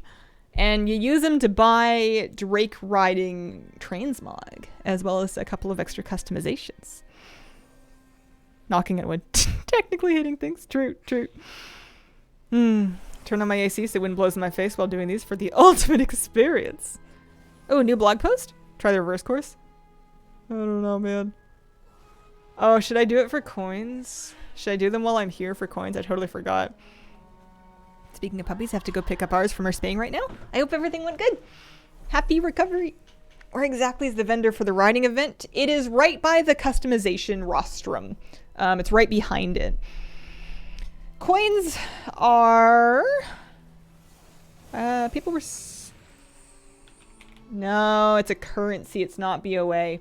But what you could do is, because the rewards that you get are account-wide, people are saying you earn some coins in an alt, buy a couple things on the alt to kind of space it out some.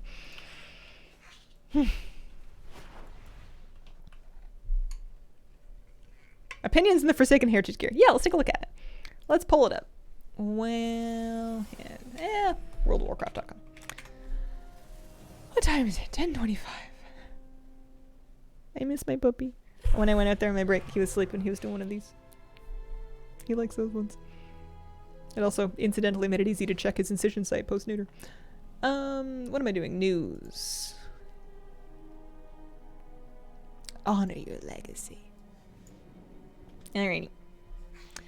Honor your legacy with new Forsaken and Night Elf Heritage Armor. Oh, I love the walking strut. I kind of like the crossbody band better than the crop top. I understand the need for the crop top. These are cool. These are cool. I like those.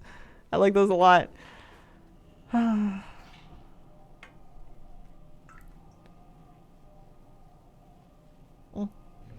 Was he fixed? We had him, or he was neutered, so he had a scrotal incision. He is down a couple testicles. Happens to the best of the doggies. Worried we don't see the white version that was data mined. Players level 50 and above can begin... What, like now? Oh, with the release of the Fury Incarnate content update. So that's the... Is that this one or is that the next one? I forget. Next one, I think. New skin colors for undead characters. Night elf characters will have new facial markings and body tattoos to choose from. Players level 50 and above can begin their journey. 2 chest pieces. Cloak, waist, feet, wrist, head, hands, leg, shoulder, tunic, tabard. Both pieces... Oh, okay, nice. Both chest pieces are interchangeable between male and female characters. Nice. Updated Undercity tabard design. And then some new skin tones. We're told they're all quite supple. Cool. This set includes things. Players will also receive a new title. They don't say that the Night Elf ones are interchangeable. They just said that the Forsaken ones are interchangeable. This might not be interchangeable. I don't know. I want a crossbody bag. I gotta put dog treats in there. I got dog brain. I like those though. They look good.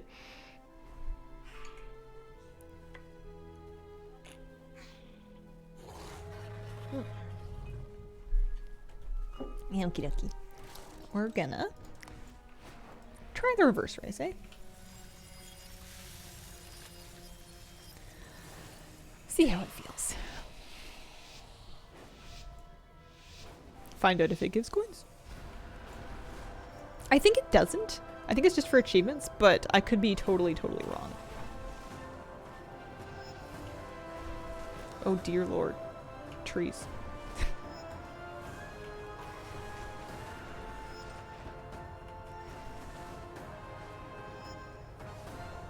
And level it. Okay.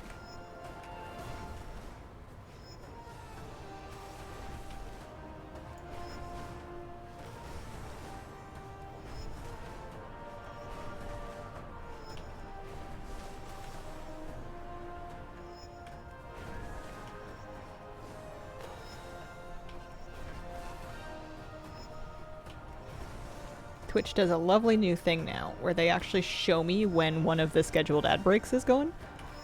And it doesn't mean we have to stop the stream during it, but we can save any like really good action for outside of them, which I appreciate. We should be back now. Welcome back, ad viewers. Thanks for supporting the stream. Subs have been here. And whoop, we're trying the reverse race. I actually had a lot of, we did reverse bronze. I had a lot of extra stuff, but we did finish it. We got 1 badge for doing reverse bronze, so it sounds like we could do, it sounds like you could get quite a few coins if you do all, like, advanced, reverse, and regular for all of them. I don't know if I want to do that, especially if we can use alts to not do that. Because there's a title. Do I want the title? I'm not really a title girl. I'm not really a title person. I didn't even do gold and all this. They all give coins, yeah. Don't like the nail farmer at all. Looks like a prawn and napkin. Working advanced airlock races, they're tight. Blood DK or Prot Warrior for raiding.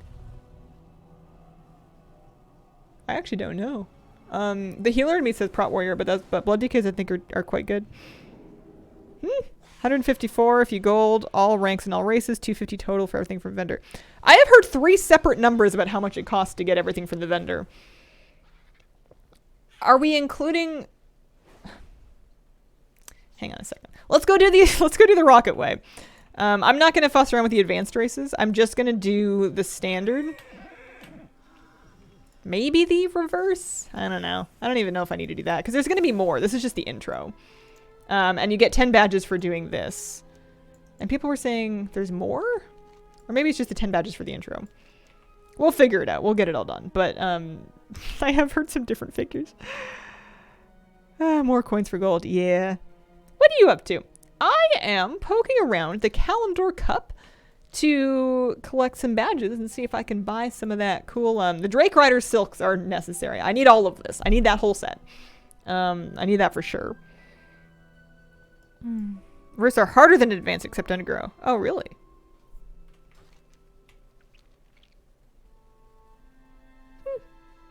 I'm not turning red. You're turning red. 240. 154. 250. 240.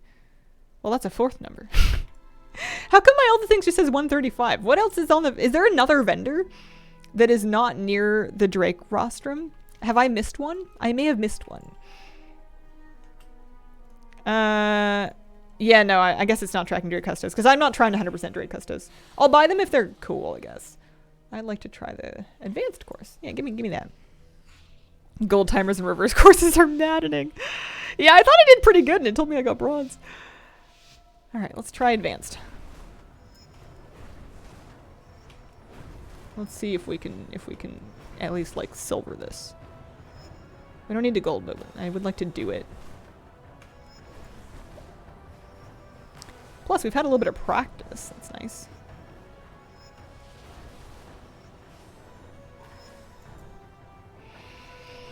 What else is new in my life aside from the puppy? That's like the main thing. I've misclicked. That's the main thing, but my pepper plants that I have in my office are flowering. Depending on how the moose loosening goes eventually, I may need to rehome a number of my plants. Not all of my plants are pet safe, and with the cat it was never a problem because the cat completely left them alone. But Mr. Moose likes eating plants, and he's going to be a big boy that can reach stuff. So unless there is like a place that I can put them that he will never ever reach them, I may need to just rehome some of the ones that are not pet safe and just focus on plants that will not oh dear, oh no, plants that will not harm him if he does eat them or get a hold of them. He may grow out of the... We're gonna try this again. He may grow out of the trying to eat everything phase. I think that's a puppy thing, but we don't need any accidents, so my plant collection may shrink some. We'll see. There are lots of plants that are fun to keep that are not toxic for pets, so it's not like there would be no plants.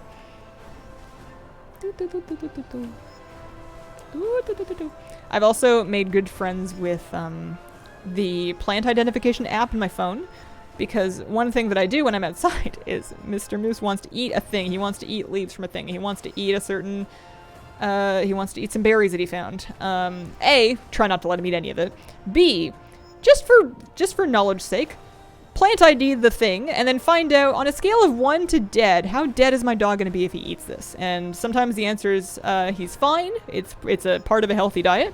Sometimes the answer is this is going to give him kind of an upset tummy, but in small quantities it's not really going to do any harm. And then sometimes the answer is your dog will die. So it's nice to kind of learn the different levels of toxicity and the different things to watch out for to keep him away from.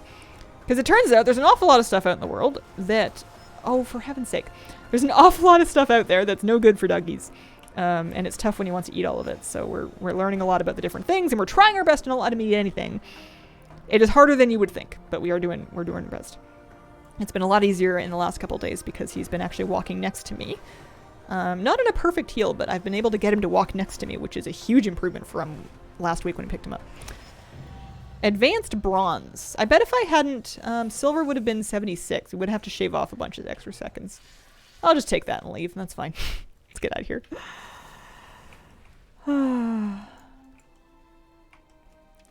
What has he eaten so far? Well, it's hard to tell what he's actually eaten because that would be a question of what I didn't take away. I can tell you what I've taken away from him mid-eating. He's a big fan of wood, which is no good because splinters. He wants feathers, which is no good because disease and also probably splinters. I've confiscated a variety of seagull feathers. Oh, there's a lot of fruit on the ground. Cherries, plums, rowan berries, all stuff he can't have. I've taken an entire plum out of his mouth. The actual fruit, I think a lot of those things is okay. It's the seeds and the pits that are no good if he crunches them. And if they're big enough, they can cause obstructions, which you know. I don't have to tell you that. But, yeah, he's a big fan of the fruit. Although, he has learned that I have a pocket full of yummies. And I can usually get him to trade or drop it or leave it and then come get a different yummy from me. I'm also working on the drop it or the trading for when he has a thing that is not one of his toys. I've been trading him for one of his toys or for a treat. But he's, like, very smart, and I have a feeling, we're still going to do it, but I have a feeling that he's going to start using my items and belongings as currency. And he's going to be like, I'm not supposed to have this. If I bring it to mom, she's going to give me a treat for it. she'll trade me a treat if I bring her things. And he's going to start collecting like my shoes and towels. It's funny. I used to keep this little laundry basket on the floor, not in his area, but nearby it. And it had like napkins, basically dinner napkins that are ready for the laundry and the occasional dish towel. And now every time I bring him out of his pen on leash, he like goes over and he like picks something up, and then I have to trade him for it.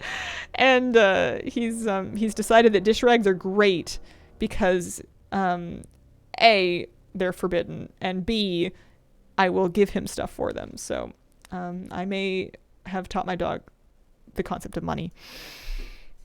Moose is a German Shepherd / Siberian Husky puppy. Does he give you the grumpy grumbles when you don't let him eat the poison plants?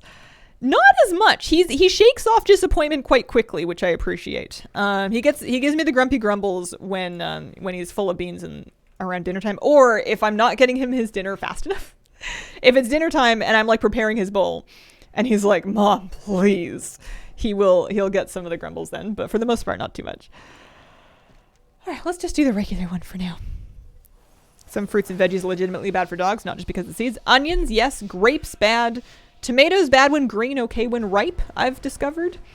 Those are the main ones that we're watching out for.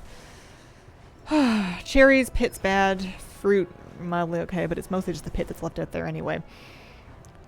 I also don't really want him to get in the habit of eating stuff he finds outside, so I try and distract him anyways, but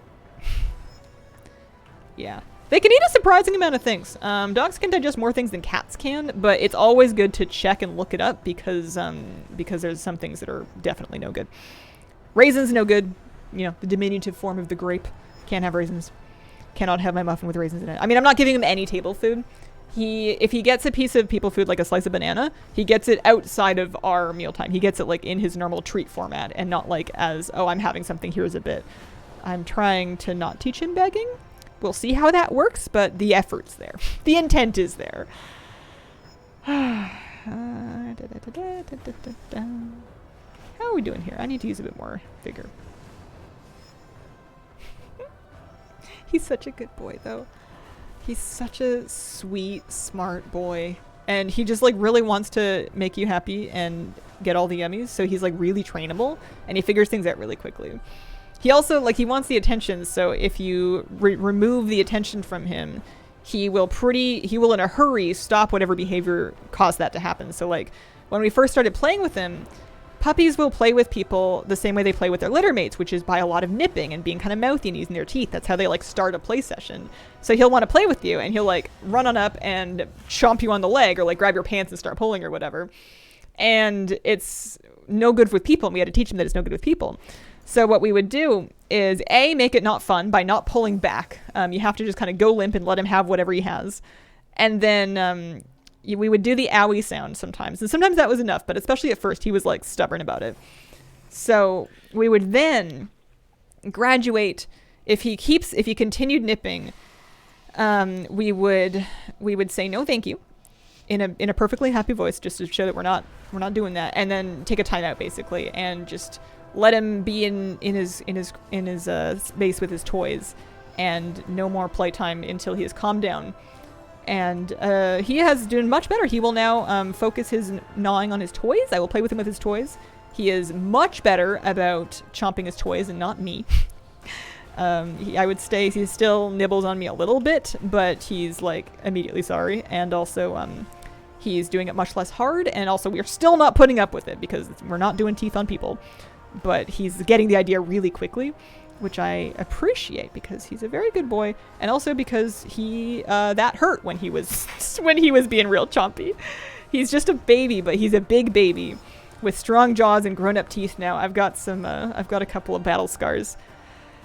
I've got a couple of moose scars, but they are all from earlier in the week when he was just brand new brought home. So I have not been using enough of my vigor. They are all from earlier. He has been an angel for a couple of days. He's been doing way better. He learns really fast, which is a blessing because, like I said, big dog, strong dog, puppy teeth, or adult teeth, chomp chomp, owie. Also, some of my clothes have some moose scars in them. I learned very quickly that if you are going to play with a puppy, and that puppy is still learning their bite inhibition and learning to control their mouthiness, don't wear something you like, because that is going to gain some new, very fashionable distressing. So my jeans and my sweatpants and a few other articles of clothing now have some brand new distress by Moose. And it's totally fine. I expected that, but it's just pretty funny because, like I said, sharp teeth. Yeah, we've done some nail trimming. I've done some nail trimming at home. His nails have been grinding down though because of the walks that we've been doing, so I can't really trim any more of his nails right now because the quick's kind of like pretty close. But I did one or two like on the second day that I brought him home, and he was awesome about it. And then I'm gonna ask the groomer when we do his grooming appointment to, even if he doesn't need a nail trimming, just pretend. Just pretend, and then like give him some treats just to kind of like get him used to it. He is an ace at toothbrushing, though. He loves the toothbrushing. I have a little silicone sleeve with the nubbies on it, and I put some of the pet toothpaste on it, and I can get all the way in the back there, and I can scrub his teeth real good, and he's just like, yummy chicken, delivered right to my mouth. He's a big fan of that, which is nice. So we're doing that every day. It is quite the bedtime ritual. I brush my teeth, and my teeth are a mess, so I have like a floss threaders, water pick, an extra rubber pick to get into a couple of spots, and then the electric toothbrush, and then the mouthwash and the night guard. And then I brush the cat's teeth, and then she gets her greenies after her teeth get brushed. And then I brush Moose's teeth. It's a big production, but it's good because the two main things that we can prevent from becoming a problem for him with good preventative care and vet visits are dental problems, the toothbrushing plus regular dental visits with a vet, and then obesity. So lots of exercise and keep an eye on his weight. So far, it's been fine. I can still feel his ribs, despite the fact that he eats like a horse. How did I do? I did reverse silver. No, I did advanced silver. I haven't done any reverse yet. I did advanced silver. I'm pretty impressed with how well I'm doing, considering that I'm talking about my dog the whole time. I think I'm pretty awesome at this. All things considered. I'm sure some people are better, but I didn't expect to do this well, so I'm proud of myself. So let's try reverse, see if we can get at least bronze. What? The thing I was struggling with reverse and advanced was not using enough vigor, so I'm gonna mostly just like keep my finger on the button and see how we do with that.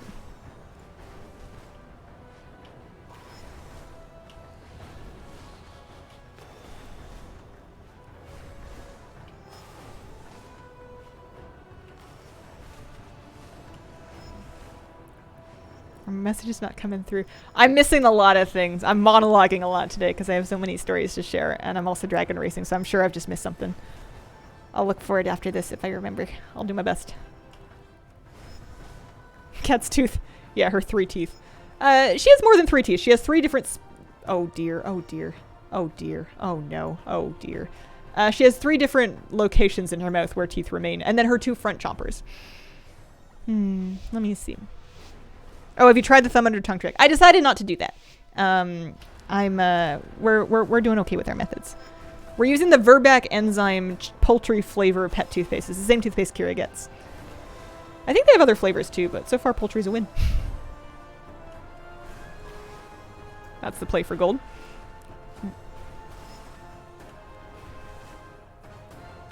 Okay.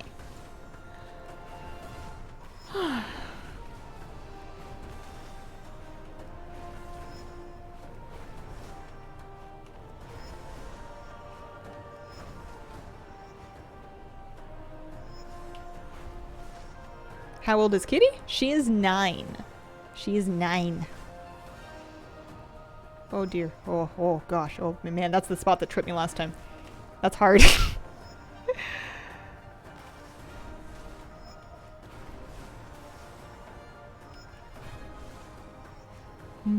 I am going to at some point get hungry though, because before on my old schedule, I would eat breakfast before stream at like 8:30, maybe 8:15 on a good day and 8:59 on a bad day.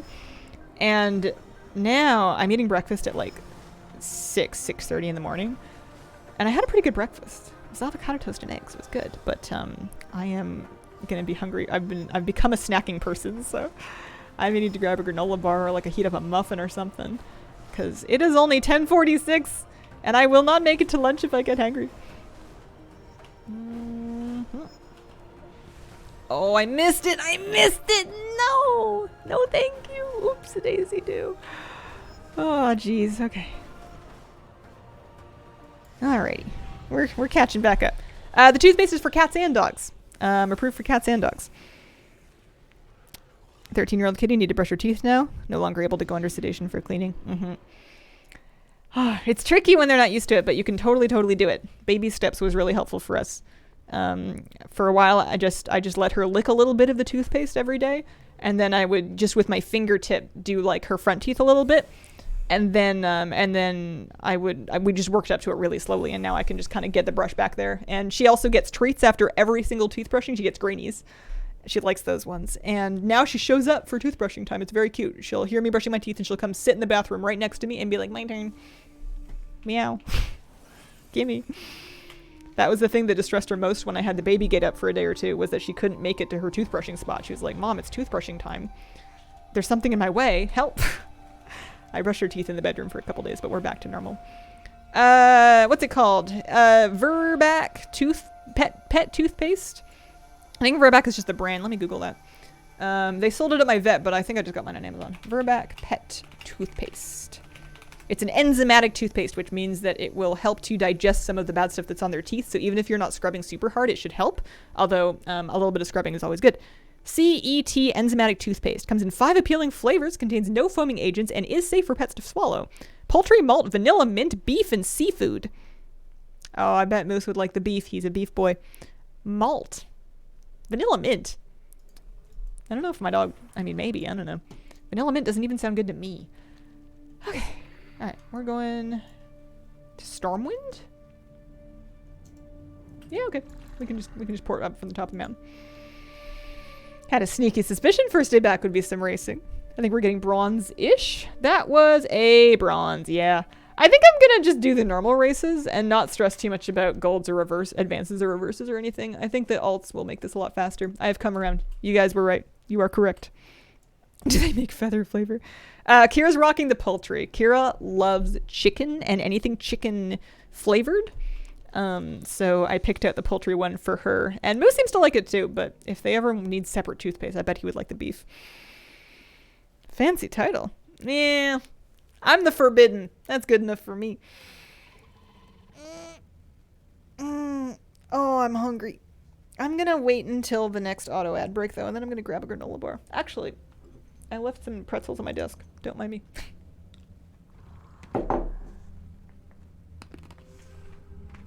Oh, those are stale. There's been a lot of on-the-go snacking. Those are from last night. I never said I was a together lady. I'm all in on dog parenting. I am doing medium at parenting myself. I've been eating 3 meals a day. That's about the best we can say. I have 4 kitties. Want to get them used to it. 3 of them are still young. Do they have shower water flavored for Miss Kira? Oh man, I want to make there's recipes online for cookies that you can make for your dog, and they're like peanut butter, pumpkin, sometimes cinnamon, egg, whole wheat or oat flour, and apparently doggies really like them, and I want to try making them. But they're also apparently like 50 calories a cookie. And his training treats are like the cookies that I was giving him that he liked were 8 calories a cookie, and I would break each cookie into 4, so it was about 2 calories per training treat. And then the other ones are like 1 calorie per training treat. So 50 is for a really good treat. That is, he cannot have too many of those in a day. Those are special occasion cookies, but I hear that we can freeze them, so that might be good. Pink's gone. Yeah, it was growing out, and then it washed out, and then I looked like JT from his Instinct days for a few days, and then I was like, I've had enough. So I am buzzed to a 3 and natural colored once more. I might dye it again. I might leave it natural for a bit. I don't know. He has not touched the ocean, and I was not able to let him swim the lake either because, again, the neuter recovery. But I think our next days off, he should be fine. We got him a life jacket because we're extra. A life jacket and a floating toy, and there is a dog beach that we can take him to, and we're going to teach him how to swim. He may already know how to swim, but we're going to help him out with it anyways and try to stop him from eating too much lake water, assuming there is no blue-green algae warnings present, which sometimes there is. But we're gonna make sure that we teach him how to swim just in case we're fishing and he decides he would like to swim and be a very muddy puppy. Although, again, caution, safety, all good. If there's ever a question of have I thought of safety thing, the answer is probably. I may have a note about it in my spreadsheet. Portal to Stormwind. The one thing that we were very careful about when we took him fishing the first time was that, generally speaking, at all of our fishing spots, there's spots that other people fish as well. So people are sometimes awful and they will leave fishing line and hooks and lures and stuff just around. And we always pick that up and like carry out that litter anyways, but we were extra cautious when we got to the spot to like scan it before we let the dog anywhere near it. Because the last thing I need is my dog eating a fishing lure or fishing line. That would all be very, very bad. So I did a real good cleanup of that area before we brought the dog out there. And I got a free MEP spinner. It was in like good shape. I'm going to sharpen the hook and that's mine now. Catch some trout with that thing. Where am I going? The keep? No, that's for the Nefarian head, although I could turn that in. That's so cute, Tuggy Life jacket. We got him a pink one. Yeah, I don't know if he's gonna love swimming. Apparently his foster parents were taking him swimming, so I think he might like it. He certainly seemed to want to jump into the lake. We didn't let him, but he really wanted to go jump in when we were at the lake fishing. So we'll see. We're gonna find out. We've made a thorough inspection of the wreckage, Your Majesty. You could teach him how to fish like a leopard. Have you gotten any good fish lately? Last time we caught fish was at the ocean 2 weeks ago. We caught some kelp greenling and then 1 rockfish each. And that was good. We didn't eat them actually. We filleted them and I froze them. So I have some frozen fillets ready to fry up, but I haven't done it yet. Endwin Windrunner, thank you for the 4-month resub. Hope you had an amazing week with the puppy. Thank you. Yeah, it's extra infuriating because there's literally, at this particular place, there's literally trash cans at the trailhead. It's not even like you have to truck it out all the way home. I mean, I would, but still, it's awful. And people like, they'll bag up their dog poop and then just like leave it on the side of the trail. It makes me furious. It's not that hard to not litter. What is this? Free t-shirts. I'm pretty sure I have them all, but I'll go take a look. These we'll have to do until we get moose mochis. I wonder what he's gonna look like when he's a grown-up doggy. I think I'm gonna find out relatively soon. He's as a larger breed dog, I think it's going to take longer for him to reach his adult size. But he's certainly growing in a hurry, so. What am I doing? Free t-shirts. From you? No, you're a locksmith. From you? No, you're Hank the Hammer. Don't mind me. I'm just eating stale pretzels. I'm hungry.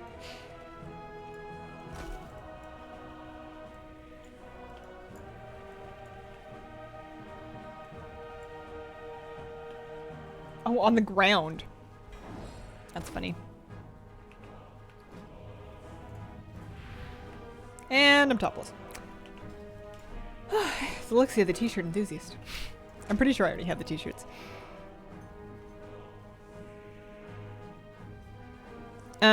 What's the point of bagging the poop and leaving it? Isn't that littering? Yes, yes it is. I don't know why people do it. It's stupid. Yeah. 3 of my kitties are siblings, all house panthers. Same but so different. Book recommendations for puppy training. The one that I got, that I have been very happy with so far, has been The Power of Positive Dog Training by Pat Miller. What I did was basically look through a lot of lists at dog training book recommendations. And then I looked for common denominators. I looked for books that were recommended a lot.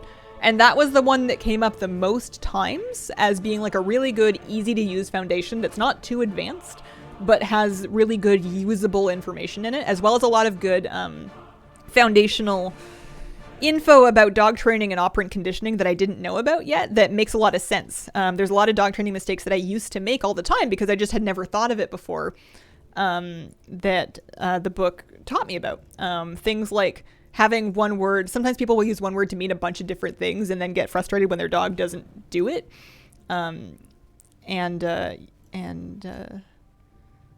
Lost my train of thought. Totally gone. Eat crackers. Look for thing in the city. I got distracted by the t-shirts. What am I doing? Twilight Shores? No, thank you. Lord of the Black Rock again? I thought we did that already.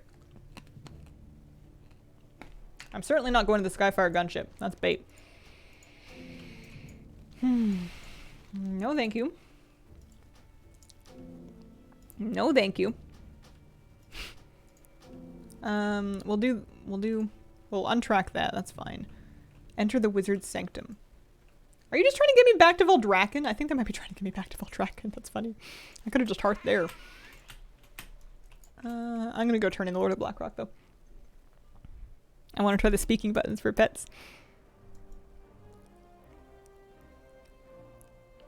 Too much to ask for a method of reaching the portal room that doesn't make me dizzy. Flying otter. Flying otter. I have my random favorite mount button up right now so we can, like, bond with all of our different mounts. I don't think Lightforged are going to get the red skin. I think it's regular Draenei only. I could be wrong, but I think it's regular Draenei only. Oh, look at that. I got a thing. Those are so stale. Pretzels are supposed to be crunchy. I will, I'll grab myself a snack next time we have an ad break.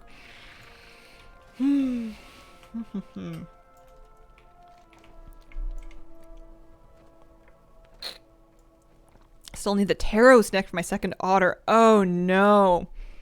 You are wearing earrings? I am wearing earrings. You want to see them? I got a couple of different earrings because I like that whenever my hair is super short, my earrings stand out more. The gold doesn't show up super well on camera, but I think they're really pretty. I wore them on a date the other day. We went to go get, I was like, it's going to be really cute. We can go to this coffee shop. We can bring the puppy and the puppy can just wait outside with one of us while the other person gets coffee. And then we can go sit on like a bench and have some coffee and let the dog do some people watching. And it was very cute. But also the coffee was like extremely hot. And being out with a puppy is not as relaxing as it sounds in your head. It's getting more relaxing as he continues to learn, but he's still only like 3.5 months old. He's a baby and he's been home for like a week and a half. So we're, you know, realistic expectations. He's an angel. He's like a miracle. I can't believe how smart and how good he is already. He has come really far. I kind of show off a little bit sometimes. When we're passing other dogs or when we're meeting other puppies, one of the things that I'm working on is practicing some of our basic commands in the face of distraction. So like maybe he sees another puppy and he wants to play. I see if I can get him to sit. And if he does, then I give him something real good. Same thing with the down. And sometimes I'll be meeting another puppy that's like around his age. And I'll do that. And they're like, what? Oh no, mine can do that too. And they'll like try and have their dog do the sit as well. And I'm a little tiny part of me is sort of flexing with how smart my puppy is, but I do have a legitimate reason of needing him to practice in the face of other doggies, because being able to have him recall and sit and lay down and stuff in distractions is very important. But like, we're flexing a little bit because my boy's just really smart. He's really good and he's really smart. Oh, ad break in process ends. Oops. I missed my I missed my snack window. These are from my local market. They are. The other ones that I got are from her as well. I liked them so much that I went to her website and I bought some more. I'm going to turn this in, and then I'm probably just going to grab either a muffin or a granola bar, just depending on how I feel about eating a cold muffin. Maybe I'll just chuck the muffin in the oven for a few minutes. They're really good if you chuck them in the oven. They're like bran muffins with pumpkin seeds and raisins, and they're yummy. Okay, let's do that for just a second. 1 second. What?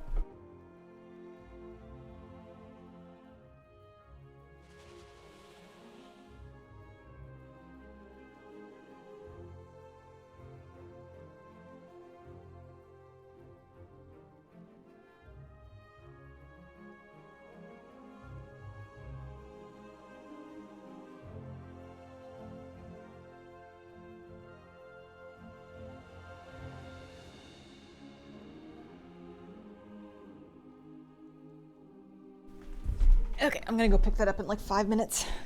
I'm gonna set a timer so I don't forget, because otherwise I will for sure forget. 5-ish minutes or so. Okay. Exploring new cafes now too. Love it. You get to talk to so many people when you're out with a puppy. Holy moly. At first, when I was reading about socializing a new dog, and it was like, you make sure your dog meets, you know, young children and older children and teenagers and older people and people of different appearances and people with different fashion and people on skateboards and people on bikes. I'm like, I don't know anybody. How am I going to introduce my dog to anybody? Turns out when you have a puppy, people come to you. It's good for us to have him meet people. So we've been able to like chat with a lot of people about the dog and the neighborhood and stuff, because dogs are a great icebreaker, and he needs to get to know people anyways. I want a muffin now. Not me catching the boat from Stormwind all this time. Oh no. Oh, bud. Oh dear. I've made some whoopsies. I mean, it's fine. It's been working for you. You're taking the scenic route. You're taking the time to smell the roses of life and to smell the salty airs of the Stormwind Harbor. Oh my word. Swords next to acorns are mods. They have the ability to ban people if they're breaking rules. Doesn't happen very often. Made brownies while I was working. Timer went off. Was like, what did I have a timer for? Oh no! Crunchy brownies? Play with the trackball mouse. Makes dragon racing harder. Oh yeah, I bet. Okay. I have almost made it over to where I was going. Or maybe I did make it over and now I'm back. I'm not done dragon racing yet. I have 24 of these badges. I never actually remember where the thing is. I just kind of know it's vaguely over here and I just keep flying around until I see the icon on my map. I have 24 badges. I could buy... Okay, so there's 20, 40, 60, 80, 100, 120, 140 for the silks. Let me see. 140 for the silks. And then 75. And then an extra 100 for the thing. So 240, I see. If I want blonde hair, teal scales, curved nose horn. I mean, teal scales sounds sick. Let me go preview that. Let me look at that. Also, let me make sure that my regular customizations are still intact. Yeah, it is. Okay. I got on my Drake for the Kalimdor race, and I'm like, where is my sick infinite Drake? What has happened here? Excuse me, but what do you do? What do they say? Velocidrake, teal scales available? Or was it Slither Drake? Was it Highland Drake? I just want to preview it, even though it'll be locked. Maybe it doesn't unlock and maybe it doesn't even show until you get it. What did they say it was for? Kalimdor race is a default. Wish they had teal for Highland Drake. It is Velocidrake. It's Velocidrake. Let me take a look again. Velocidrake. It must be hidden until you actually do it. That's weird. Thought it was the green boy. Is it green? That's just green. Or you mean this is the green boy by default? Because these are colors from other things. You can't preview it, just Google it. Well, that's silly. You can preview all the other ones. Why does this rule not follow the rest of them? I'll just find out. Glad they added being able to choose which dragon to race with, though. Ooh, yeah. Hope you're having a good day. Happy to catch the stream. Thank you. You can't preview them all. There's some hidden ones. Oh. Alright. I accept defeat. Where am I going?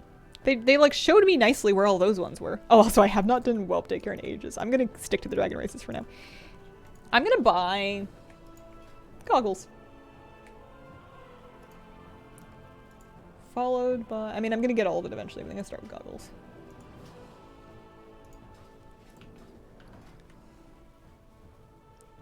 Oh no, I don't want to wear it. I just want to learn it. There you go. Nice. Where am I going? Kalimdor? They're on the map.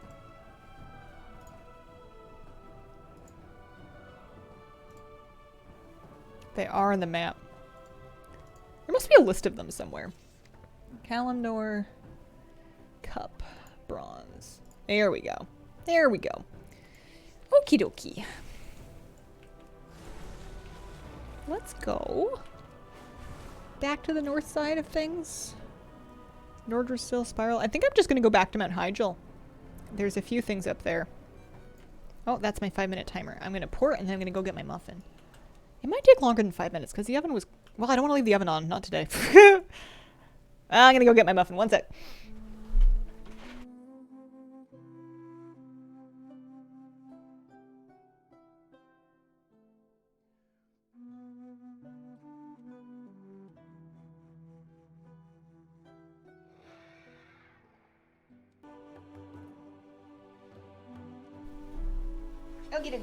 I am going to probably just eat this now because I cannot vouch for how sterile my keyboard is. I'd love to say that I'm somebody that disinfects it every day, and that would be a lie. It would be a bald lie. Amy, we thank you very much for the 6-month resub. Yay, puppy. Welcome home, Moose. Thank you very, very much. How do 10 free coins per alt sound now? Much better. Much better than before. Let's see. Macro and Wowhead. Macro for what? Macro for what? Macro for like the race tracking? Ungrow wasn't too hard, but it bounced off a boulder or two my first run. Yeah, people were telling me Ungrow Advanced Gold is like awful. Oh. Do you know the Muffin Man?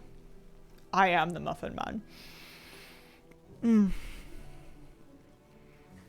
Does Lister take turns?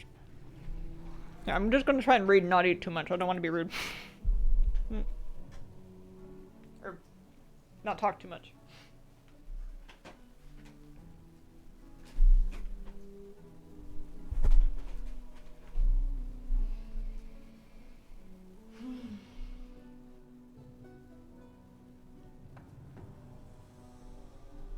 Oh, that's okay. I'm just gonna figure it out from the achievement. Thank you, though.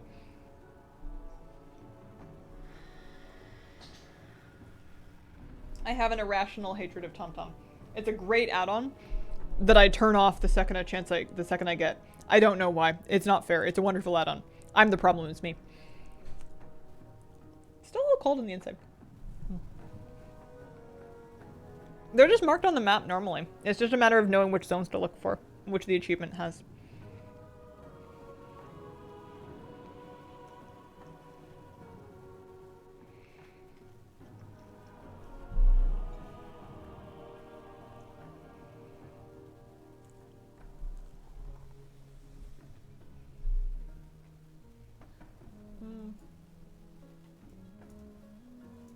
I want to put on my goggles.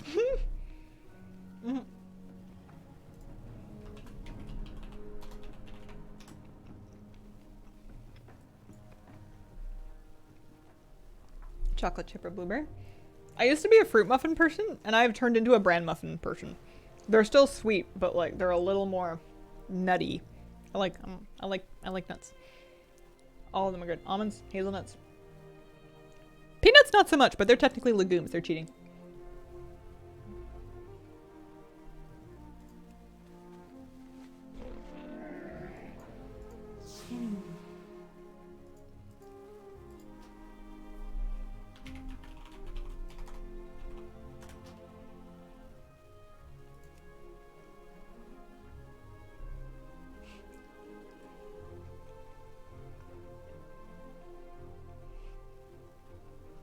Can anyone else name a popular tree nut that is masquerading as a nut? The answer is the Brazil nut. One of the early Friends quotes was the alternate universe one where Monica was dating a really nice but apparently boring man because he had nut facts. I thought it was cool. Dude had trivia and he was a doctor.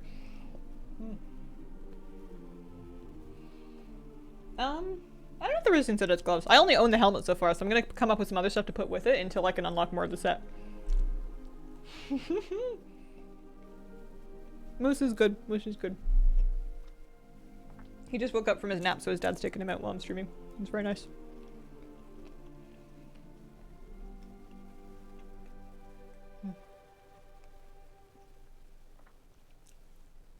Mid-morning snack, very important. I wonder if I'm gonna have to do this like forever. Just Hazel's on-stream snack break.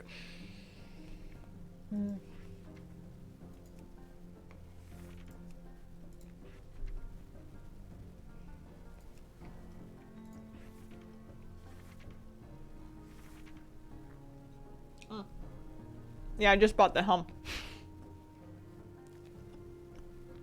Yeah, my partner and I are being a little extra and calling each other mom and dad around the dog. If you told me it's cringy, I would agree with you, but we're doing it anyway. I think it's cute.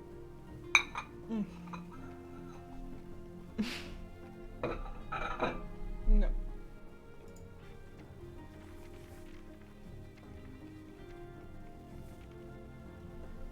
Also not super uncommon. I would never try to insinuate to an actual parent of like human children that I am a parent in the same capacity that they are. But, you know, within the privacy of my little fur baby home, I am, and I guess my stream, I can be mom. I'm Kira's mom. I'm pretty sure everybody in the city knows me as Moose's mom. I mean, I'm gonna get, like, the actual pants soon. I just kind of want some temporary stuff to wear, because I want to start wearing the helmet already, but it, like, looks silly with, it looks silly with the stuff that we have now. Why don't we just do normals? Normalcy for these.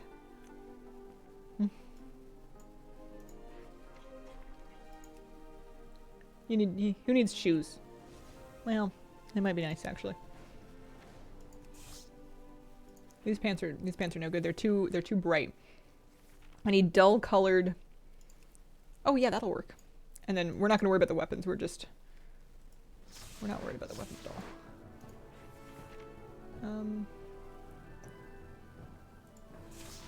We're just unmogging them basically because I don't think those will show. Okay, I was gonna go Stormwind to Hyjal. Stormwind to Hyjal to Fellwood. Or maybe even the Hyjal one first was my plan. We are doggy mom and dad too. Call this section the Hazelnut Feast. Hazel just reads chat, has a snack. I used to have a little banner for my stream years ago when I streamed on YouTube that was like the tea of the day because I would make like a different type of tea every day. I don't know if I would do it as like a banner again, but I could have I could announce my snack of the day. Although I think it'd be pretty boring because it would be basically muffin, cheese and crackers and fruit, muffin. You know, I'm not like the kind of person that eats a lot of different food all the time. I'm gonna make a batch of muffins and I'm gonna eat them one at a time until they're gone. 2 in Hyjal. Mix the racing recruiter friend mog. Use the biplane. Oh, cool. That's a good idea. I don't have that mog. I'm hoping that it trading posts eventually. I don't have it. I loved tea of the day. We are doggy parents now. We have a taller dog as her brother. Aww. Eat nearly the same thing for lunch every day. Hey, it's just efficient. I mix it up a little bit more with dinner, but lunch and breakfast are meal repeating heaven. I have like 2 breakfasts and like 3 lunches that I rotate more or less.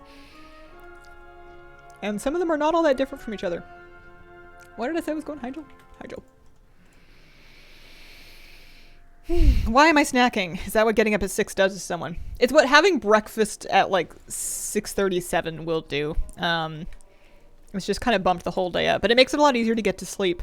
I have been falling asleep at the end of the day at like 9:30, maybe 10 o'clock. My head has been hitting the pillow and I've been pulling out my book and reading about a paragraph. And then I am gone. I occasionally fall asleep with my book still open. What else? I had trouble sleeping for like a couple days because I had a lot of like new puppy anxiety of like, oh dear Lord, I really hope we're doing everything right. Because there's like a lot of different things to do and a lot of it's very like time sensitive while they're still in their socialization window.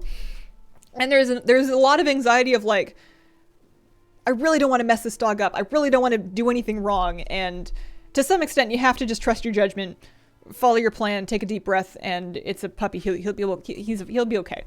We're doing fine. But I had some anxiety because I would be like trying to fall asleep and then I would be like, wait, I need to make an appointment for, okay, no, I already did that one. Is it okay for him to eat? No, okay, worry about it later. What if he's lactose intolerant? You know, like some people do small amounts of frozen cream cheese. I haven't decided if I'm going to try that yet. He seems okay with peanut butter. It's like it took a few days to start falling asleep.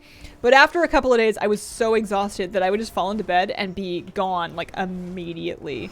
And I would sleep like a rock until morning time. And then I would wake up and I would be like, I'd wake up at like 5:30 in the morning and be like, okay, I'm not allowed out of bed until 6. I'm not allowed out of bed until 6 because I don't want to wake him up before 6 if he's not already awake because we're not going to get in that habit. But I want to see my puppy. I miss my puppy. Where's my puppy? Where's Mr. Moosey Boo? Even if you make a mistake, fixable 99% of the time. Oh, speaking of mistakes. Yeah, exactly. I think as long as the trick is, well, not that it's a trick, but one thing I'm trying to do is both my best, but also to kind of keep an open mind and use my judgment to if something that I'm doing doesn't feel right or something that I'm doing isn't working, to just kind of be open to adjusting things and trying a different tack whenever it's needed. Because every dog is different and every puppy is an individual and every life and situation is kind of, its own thing. So some advice might be better geared towards other families than you. Some advice might work great for some dogs, but not great for other dogs. And you just got to kind of feel out your own puppy and your own life and trust your judgment. Trust your principles. Dog, you'll be okay. He's such a sweet boy. He gets so happy to see you. You could have been gone from his sight for about 10 seconds in the bathroom. And you get back to him and he sees you, and his tail starts thumping, and then you get up next to him, and he like pushes himself into the front of your legs, and he curls his body into like a little U shape, and his tail's going, and he's trying to give you kisses, and he's just so happy to see you, and it doesn't matter how long you've been gone for. And it's just the cutest thing ever. Plus, he only does that for myself and my partner. With other people, he will sit and he will politely greet them and he'll give them some little sweet puppy kisses. But like, he gets extra special excited for us. And it makes me melt into a pile of goo every single time. Okay. The hardest thing that I've been practicing is that one of the things that we're doing to help prevent separation anxiety is to make comings and goings, especially when Mr. Moose isn't coming, but just in general, very calm, very not a big deal, which means we're not really interacting with him a lot in those moments. Like, you come home and he's there, you don't immediately go, oh my goodness, my baby, blah, blah, blah, because you're going to get him all hyped up and he's going to get all fired up and start associating that feeling with you coming and going. So you just come in, you don't even look at the dog, you just take off your shoes, put all your stuff away, and then when you've got a nice calm puppy, then you go, hey buddy, a booga booga booga booga boo. And it's been working and it's been helping. But it's so hard to not just immediately scoop him up and plaster him with kisses because he's really cute and I love him. And you can do that, but you just have to pick your moment, you know? It's not that you don't get to love the dog. It's just you got to love him at the right time so you're not reinforcing something that you don't want to be reinforcing. Is he a tail whacker? Just a little bit. Little thump thump thump thump thumps. I snuggle my kitty so much when I get home. Yeah, he gets don't worry, he gets the snuggles. He just he's always learning something. And I'm just trying to make sure that we're reinforcing, you know, polite puppy. Because he's gonna we're loving him anyways, but at the right times. What are we doing? I like it when he settles down after his evening walk. And I sit in there and I play with him for a while, and then he gets tired, and then he crawls on my lap, and he's like, oh, and that's when I brush him. Because you can't try to brush him when he wants to play, because then he's like, ooh, I'm gonna eat that. It's a game to take the brush, but like, you let him settle down, you play with him with his toys, and then you let him settle down, and then he gets all cuddly, and then you're like, all right, I'm gonna brush you. And then you take the brush and you work through the coat, and then you check all his paws, and you give him his little paw massage, which he seems to really like. And you give him a little smooch on his little head. He smells so good. I mean, he smells a little less good than he did earlier, but he smelled really nice after his bath.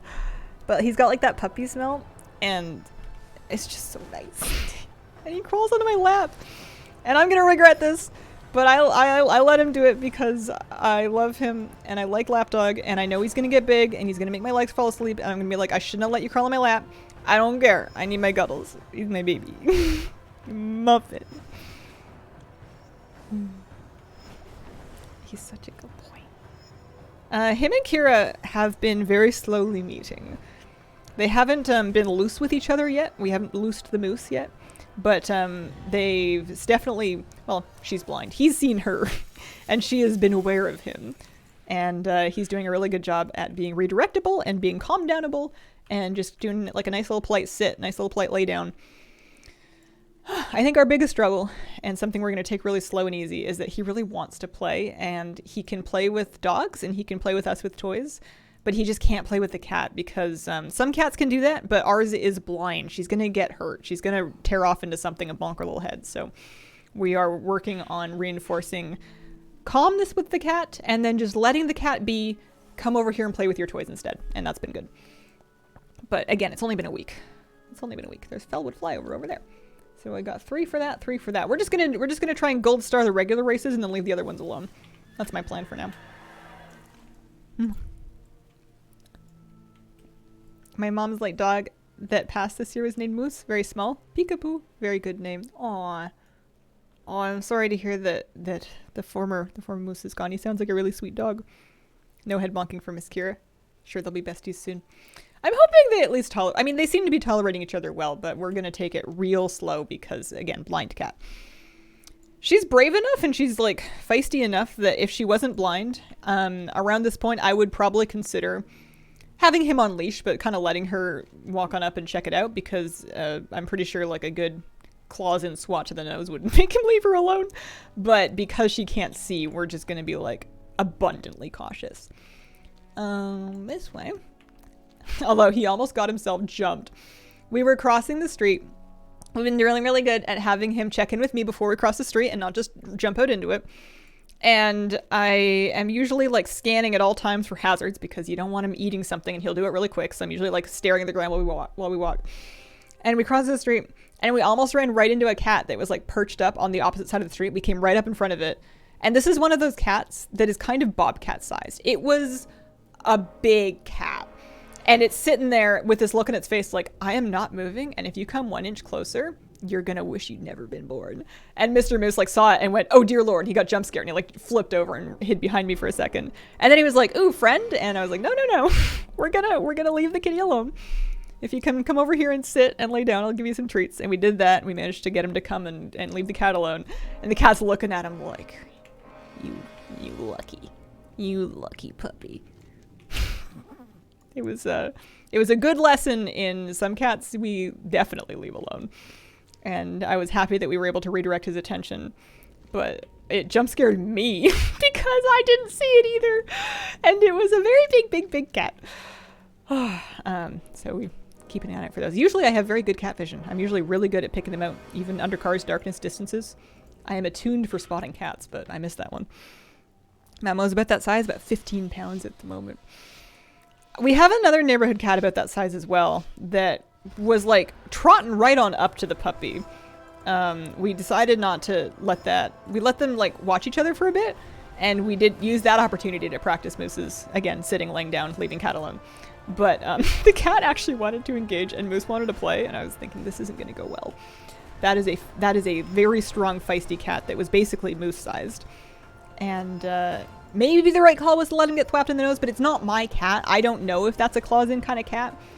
Miss Kira was always claws in whenever, like soft paws, whenever she would thwap Joker because she's a sweet girl and sometimes he had it coming. If he was like nosing around her bed or something, but I don't know if this cat would do that. So I decided to just kind of let them look at each other, and then it was time to hurry Mr. Moose along because he was about to get himself into a rumble he was not prepared for. I'm going to take him to puppy class and he's going to mow down all the other puppies. He's very sweet when he's playing. He's not like barking. He's not growling. He'll nip a little bit like puppies do, but he's not really aggressive at all with them. But he's just so boisterous and exuberant and rambunctious that I really hope they can pair him with some puppies to play with that are like his size and energy, because otherwise he is going to bowl them over. He is just so strong and active and, Hurricane Moose. Nothing in Moonglade. We did the Winter Spring. What are we thinking? Ashenvale, maybe? Ashenvale. Yeah, there's one over there. Seems like a reasonable idea. Advanced reverse race for science. I can't even do advanced reverse race until I've done the regular reverse races. If I could wing it without doing that, I would, but you're out of luck today. I remembered about you being back today. Forgot at 5. Here I am. Having to play the stream later to catch up in Moose and Kira news. Hello, Dorta. Welcome back. I did some monologuing. I told some stories. But the short catch-up version is that they're both really good. Moose and Kira are very good. They haven't fully met, but they've been getting along well so far from opposite sides of Moose's exercise pen. He is a big handful, and he is the best boy. He's so smart. I was so proud of him figuring out his puzzles so quickly. The drawers one that he was stumped on my Instagram is a advanced level puzzle. It's level 3 of 4 possible levels. And my boy is a baby still. He's young. I don't know at what point their brains stopped developing, but I'm assuming it's not yet. The level 2 puzzles that I gave to him are basically just fancy slow feeders. He figured them out instantly. I was gonna show him. I was all ready to be like, look, you can move these things. He was just like, nope, let me at it. I smell food. Going for all badges at each race before you move on to the next? Nope. I am going for gold, regular each race, move on to the next, and then we can just take alts and do that to get the rest of the stuff. I'm not even convinced that I need all the Drake Watcher manuscripts. I just want the silks mainly. I want the transmog. So I'm sitting on...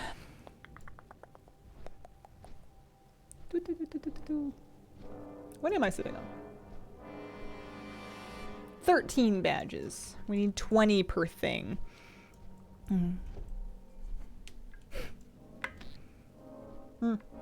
It is not mandatory to send your puppy to school. He would not get hit with truancy or anything. It's just a service you can purchase that offers like a trainer overseen way to help socialize your puppy with other puppies. Because it's not necessarily the best idea just to loose him at a dog park at this age, because one, he's only halfway through or 2/3 of the way through his vaccination schedule. And you can't be sure of the vaccination status of the other puppies at the park. But secondly, he's a baby and his bones aren't all fully in place yet. And if he gets himself body slammed by a big dog at the park, that could be dangerous for him. So the best thing is to have him play with other puppies that are kind of in his same boat. And the puppy classes are a great way to meet other puppies like that and to have like a trainer who knows a bit about dogs help facilitate them meeting and learning good manners and stuff. There's also obedience classes. I don't know if we're going to do those because we've been doing really well with that on our own at home. So we might just stick to home training and just do the socialization classes. They're cheap too, which is nice. Did you rope pull yet? We've got a rope toy that we've been playing tug with, if that's what you mean, or maybe there's something more that means. I got him a variety of toys in different formats to both see what he likes, give him variety. I give him about 1/3 of them at any time to play with, and then whenever he gets bored, I will take one and then trade it for a different one and kind of rotate them out, and that's been good.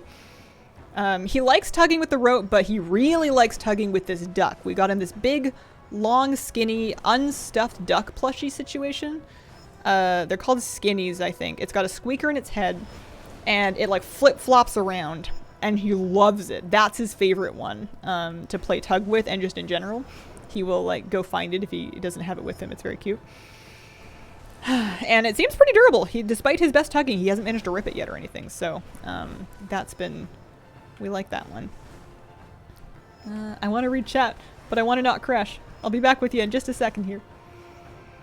I'm imagining a dog truancy officer. Excuse me, Moose, you did not report for school. No, I was so close! I was so close! Did I still gold it? Yes, I still golded it. Okay. Oh, hey, Hazel and Jen. Hello, Jeffrey.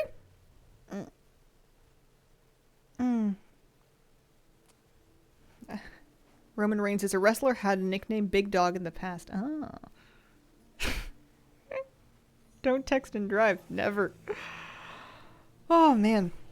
Friend's dog loves those. Some of the toys I got him are just like some of them he loves, and some of them are just like chopped liver, except that he actually likes chopped liver very much, so there would have to be a different euphemism for something that Moose doesn't like very much. I got it. It's basically the teething toys. I guess just because he has no need of them. He still likes chewing, but he wants to chew on proper rubber that has like treats and stuff in it, or he wants to chew on bully chews, which he can do under supervision, although I would prefer to get something that secures the end of it because he is an end swallower. But yeah, I got him like some rubber rings to chew on that are also apparently good for tug. I got him like some sort of like soft, nubby, rubbery chew toys. Doesn't care. No good. Doesn't like them. He paid a little attention to the green ring when I put peanut butter on it, and that was about the end of it. He would rather have some of his tougher, bigger puzzle toys. I also didn't know what size he was when I didn't know. I knew he was a 3-month-old puppy. I didn't really know what that meant at the time, so I just kind of like got a bunch of different things and then decided to hope for the best. Okay, I'm going. Did we miss any over here? We did the Rocket Way ride. We did that one. We did that one. We did 2 of them. There was 2 of them in High Jewel. We did both of the High Jewel ones, so we're gonna go do Stone Talon next. And then it looks like there's none in Northern Barrens, but maybe souther of that. He has yet to break any puzzles. He also, shockingly, has yet to rip up any of his beds, despite his best efforts. I think dogs have this instinctive behavior to want to, like, dig up their beds a bit to, like, nest in them. It has something to do with making beds in the wild. I don't know. I read a little bit about it in something or another. Anyways, he likes to, especially when he's, like, worked up and he's gotten bored with his toys, he wants to dig up his bed. And he will go, and he has a few different ones. One of them is like this indestructible Kong bed. And so far it has been indestructible, which I appreciate. And he seems to take that as a personal challenge because his softer beds, he'll dig at them for a bit. He'll kind of pull them with his teeth a little bit. And then he'll be like, well, okay, I'll just sleep. But the Kong bed, he'll like dig on it and he'll try to get the seams open. He'll try to find a weak point. He loves looking for zippers. He loves tearing off labels, so you have to get the labels off anything you give him. But like, he seems to take the durability of this Kong bed as a personal challenge. I don't know who told him it was indestructible, but I think he heard and he is trying, because the softer beds he doesn't really mess with that much, but that one he is digging and tearing and like he'll flip it right over his head. He still sleeps on it too. He knows it's his bed, and he has not managed to damage it yet, but I think that day might be coming because he's still a baby and he's going to get stronger. He likes the towels, but he shreds them and then he starts to try to eat he shreds the towels and he starts to try to eat the threads. So I had to take the towels away. I didn't feel good about leaving towels unsupervised because he was eating the thread, or he was trying to.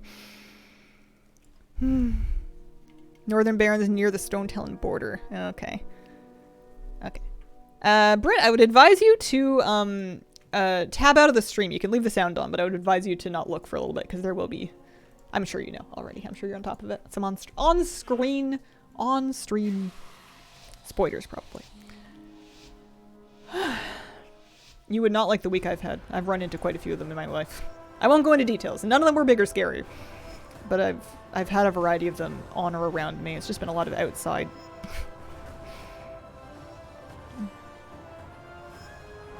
Somebody's awake.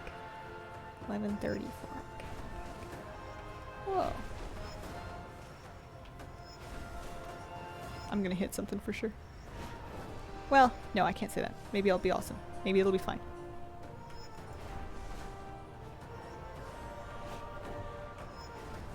Oh dear. Oh dear. Oh dear. Oh dear. Oh dear. Oh bother. Oh biscuits.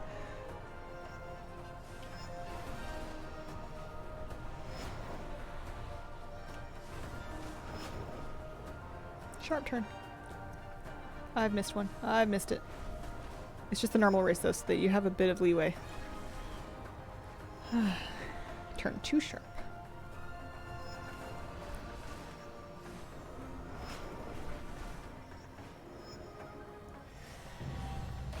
Yeah, you gotta watch out peanut butter. It's xylitol, which you want it to not have. It is sometimes also marketed as birch sugar. So if you see like a naturally sweetened peanut butter, you want to check the ingredients and make sure it doesn't say xylitol or birch sugar, because those are no good for doggies. Which you already know. But just for the room, just for general information. Victim, dog bed, suspect, Mr. Mustafer. Item, nails. Where do you get the food puzzles? They sell them at local pet stores here, but I actually just Amazoned them. It's the Outward Hound Nina Ottoson ones. They are awesome. The one thing, though, is you want to be with him the whole time he's doing them and then take it away as soon as he's done, because you don't want to let them chew on them. But yeah, they're really good. Yeah, also the other reason to be with him the whole time. That blue one with the switches that you might have seen him do on Instagram. So he's really good at moving the switches. He'll move the flippers. He'll eat the kibble. And he's a smart dog. So he was looking at it and he was like, you know what a really fast way to get more kibble out of this would be is if I chucked it over my head. And it's a pretty heavy thing. But he put his teeth on one of the knobs, and then he flipped it up over his head, and then he went, oh dear God, it's falling, and ran and hid behind me, and I caught it because it's a heavy thing. I don't know how he flipped it up, but it was it was a little scary, although he caught it.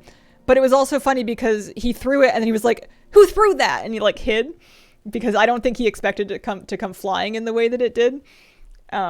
And it's true, that would have been a fast way to get the food out of it. But he hasn't tried it again since, and I keep an eye on him whenever he's like... He mostly does the switches with his paws now and not his teeth. Because the last thing I need is for him to concuss himself by chucking a puzzle over his head. Why do puzzle when you can destroy? The other thing is that... So we've been using the clicker, and he knows that when he hears the clicker sound, he gets a treat. He got the idea that...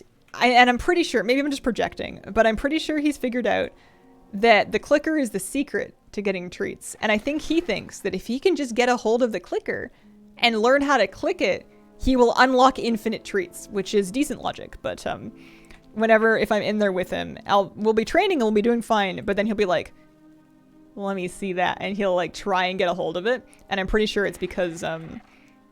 I mean, maybe it's just because it's object and puppy wants all objects, but I think he thinks that if he can just figure out the magic of the clicker, then he'll be able to spawn treats for himself. He's a smart boy.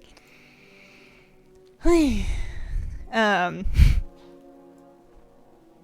think they're playing out there. Kitty cat is just, you see this? This is why office is still a cat room. There needs to be places in the world where Kira can still take nice calm naps on her chairs. That's her next to the plushies right over there. Is a kitty cat. The world needs places for Kira to nap. And until I see her like taking a nap next to him and I see him being like, whatever, that's just the cat. I'm not loosing the moose anytime soon. Teach him math, he want to assume infinite nothing. I want to eventually do some of the more fun stuff with him. I don't know about agility because that needs more equipment, and I've kind of bought enough equipment for now. My dog budget's pretty much capped outside of vet visits and stuff. But scent work we can do.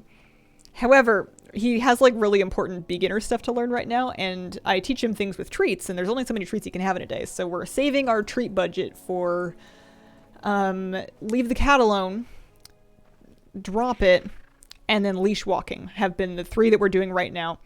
And then I'm also teaching him to do some clockwise spins because that one's just fun for us.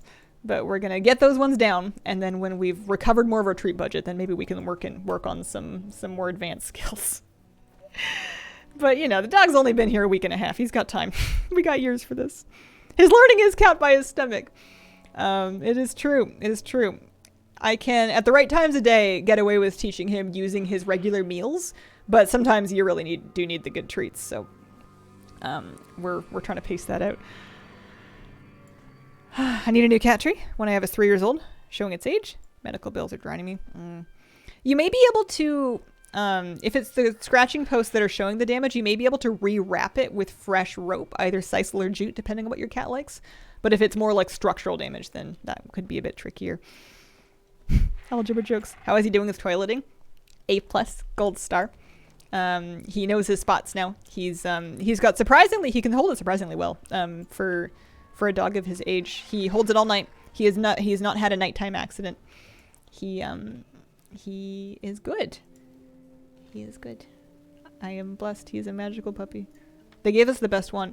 But while I was still technically fostering him, before we'd finalized the adoption, because there was like a little waiting period that we had to do, I was so worried that they were going to realize at some point that they had given me the best dog, and they were going to be like, oh no, sorry, we thought we were giving this to the dog professor who has a big farm and also a job for the dog and also lives in dog heaven. And I mean, don't get me wrong. We're doing good here. But I was really worried they're going to be like, oh no, sorry, you're not who we thought you were. Or we've just realized we've given you the best dog. Please give him back. Because neither of those things happened because those are crazy thoughts. But he's like such a good boy. I'm doing terribly at this one. He's such a good boy that like I didn't really believe that you could just... And also, I expected it to be much more difficult to get approved for a dog. Most of my adoption process was just clearing it with my property manager, because the building does allow dogs, but you have to get approval for it. And it was just kind of a back and forth because they were kind of like on vacation. It was like a whole thing. And once I'd gotten that done, I was like, well, let's just try applying for a dog. And then, like, they called. A lot of my stories that I'd read about the process of applying for dogs, especially here, because there's not as many dogs that need homes here as there are in places like Texas or even like Alberta and Manitoba. People are pretty good about getting their dogs spayed and neutered here, so there's not as many puppies that need homes. But there were puppies that needed homes, and they thought that I would be a good home, and it just happened. And I was like, well, this is a little too easy. I mean, don't get me wrong, I filled out the application and I was very truthful and I did all the stuff, but like, I just didn't believe they would give me a dog. And then they gave me the dog and I'm like, I guess this is my dog. I kept waiting for them to like call and be like, no. We're coming to take him back. Psych. But no, Moose is my doggy. He is my doggy. All right, we did that one. How did I do? 3 badges. I don't even think I deserve those. Northern Kalimdor right on the border of Stone Talon? Really? Southern Kalimdor on the border? Yeah, like right there. That's the one. Not Kalimdor. Barrens. Southern Barrens. Your brain is weird, man. It's just, anxiety. Like, I understand at the time when I'm having that thought, I am fully aware of how ludicrous it is. I know that's not a thing. But it doesn't stop me from having the fear, and it doesn't stop the fear from being very physiological and giving you all of the anxiety symptoms. And it just sucks. It's just how I am. It's getting better, especially as I do more things that cause me anxiety. It kind of loses its power over me. But it's not fun when you're in the middle of it. How many unique pets do I have? I have 1,000... Hang on, let me make sure those are unique. I have 1,630... Pardon me, 28 unique pets. I have a couple of duplicates I need to sell. 1628 is the number. Might be shy, might become a menace in a few weeks. Entirely possible. Dogs will decompress in their new homes, and it can take a while for them to warm up to their surroundings and show their true personality. I'm optimistic, though. I think we're doing good.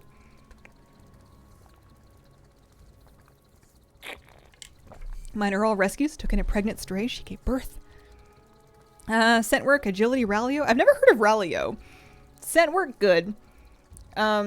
Maybe agility or flyball. It's just that I wish there were like public dog parks that had like agi equipment available, or like rentable agi equipment where you could just kind of like go practice. Cause like I don't have a backyard. If I had a backyard, I would totally get some of the stuff and we would work on that, because I think that would keep him really busy.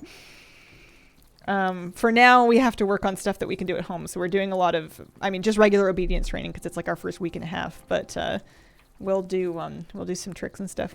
Maybe we'll do freestyle. Who's to say? I've ordered Domino's cookies. It's your fault. Getting feral druid vibes from Mr. Mustafa. Unnamed partner is currently, their schedule is a way that they are currently able to watch Mr. Moose during streams. He's also sleeping during stream, but he is he has somebody in the room with him at the same time.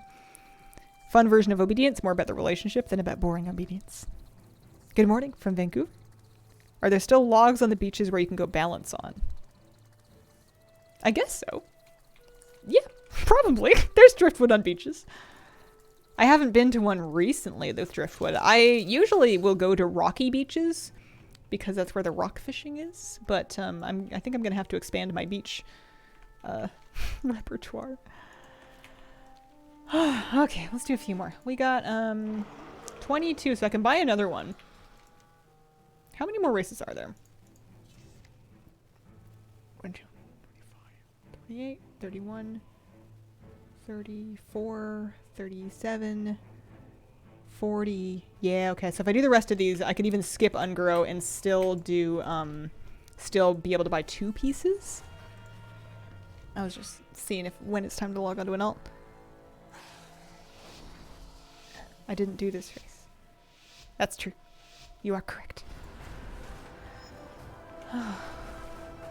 It has lots of fire. Oh no, I'm hungry again. How can I be hungry again? How can this happen to me?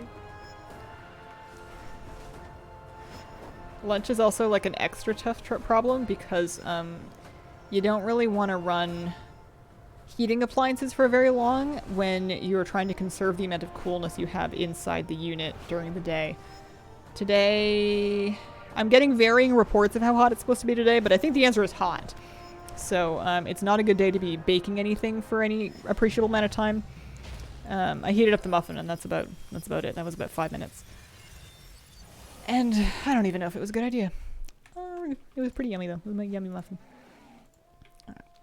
Duratar Tour. Duratar Tour? Duratar Tour. Yeah, stream's almost over. How can I be hungry again? My eternal struggle. Huge logs between Beacon Hill and Clover Point. You can make houses. They were enormous. It was a very long time ago. I know the area that you're talking about. Kind of like Dallas Road-ish. I'll have to take a look at that. Apparently you can bring dogs to that beach. I'm gonna have to investigate. Eat after the walk. Always have my breakfast after my commute.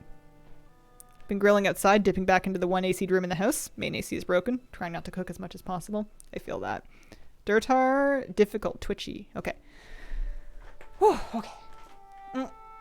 Yeah, we're living together. Easy for Dougie. Dougie co-parents. Outdoor cooking at all? No, I don't have any outdoor cooking apparatus. I think I technically would be allowed to get a grill and have it on my balcony. But I don't really want a grill on my balcony, and I would have to get rid of, like, some of my plants. My balcony is pretty much wall-to-wall garden. My potatoes have been getting ready. My potatoes have been ready for harvesting. That's been fun. I have strawberries that are good. The raspberries were yummy. I've been eating lettuce. I got too many plants out there. One day, I would love to have a grill expressly for the purpose of A, roasting veggies in hot weather like this, and B, fish. Chuck a salmon on there. Chuck a salmon in foil on there with some lemon and stuff. There's a lot of good stuff you can do with grills and fish, and I wouldn't say I catch a lot of fish, but I occasionally catch fish. Electric grill should grill something outside when it's 30 and I'm starving. It's a good idea. Balcony potatoes, do they take up a lot of space? The way I have done it, yes. You can do them in grow bags, which would be more of a medium amount of space. I have an enormous planter, and that has taken up a lot more space, and I have kind of a ludicrous amount of potatoes. You could probably grow a more reasonable amount of potatoes in, like, grow bags. I don't know the exact sizes, but I bet you Google would have that for you. But you can totally do it. It's not that hard. I was shocked at how easy the potatoes were. They just kind of, like, worked. I just kind of planted them and then watered. I mean, that's how all plants work. You just kind of plant, water. Wow, look at that. You grow a potato. It just feels like cheating. It feels like I should have to do something more. Some things in life are not easy. So whenever something is easy, I don't trust it. What do you mean my puppy's listening to me? I mean, he's listening to me now. He's gonna have a teenager phase, I'm sure. He's also really funny when he really wants to, like, sniff something or go a different direction. It's puppy, but it's also a bit of the husky in him. He will literally, like, bend his knees, dig his feet in, and plant. If he really wants to. And he knows that you want to go a different way, and he's like, no, I disagree. I want to sniff this. And within reason, I do like to have him sniff around stuff because it's good mental stimulation for him and it helps him learn about his world. But you got to be careful because sometimes there's dangerous things that he might pick up, and sometimes it's somebody's yard or garden, and it's not very polite to let your dog poke around on somebody's private property. So we've been trying to find places where, okay, you can have this one, and then you can't have this one, and then you can do this one. And I don't know if he appreciates the reasonableness, but I think I'm being very reasonable. You can usually talk him out of any plants, though, if you have good enough treats. That's the dog cheat code. You just basically bribe them into learning things.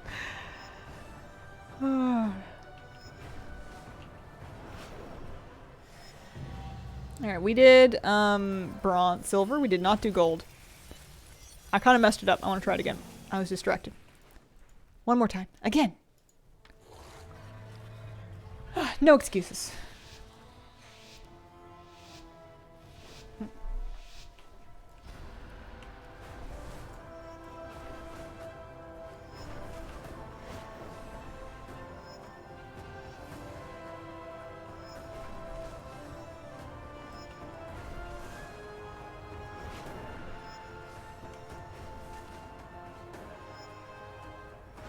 So far, the regular races have been pretty forgiving.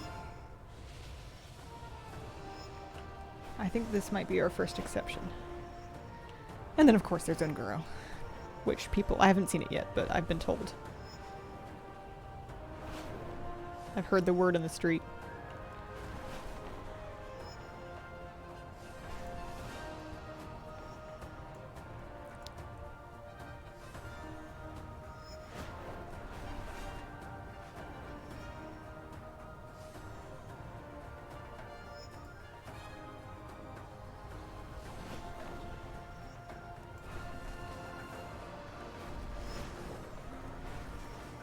Something I'm trying to get in the habit of, especially if I know a route a little better, is to lean on the gas when I know that the steering's not so hard, and that if I'm gonna have a slow moment, allow that to be the moment when I'm not on the gas, you know? Nothing says you have to take the corner super fast, unless you're trying to, like, get a gold advanced, in which case, good luck.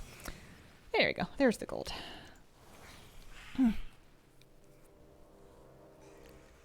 Does he dig? Mostly in his beds. Mostly in his beds. Hasn't been digging a whole lot outside yet. I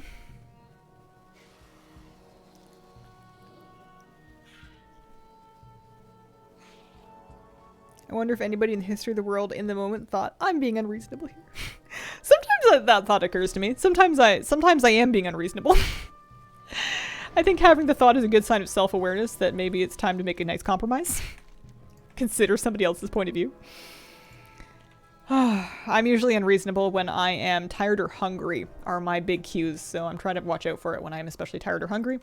And then I decide, is this a decision or is this an issue that I really need to press, or do I just need a snack? And sometimes I just need a snack. Okay, there's one in the very south of the Southern Barrens down here, the Razor Fen Roundabout. People said that one was kind of tricky too, eh? Took a while for my dog to figure out bed was not food. Ungro is the easiest race. What's hard is trying to get gold on advanced. Oh.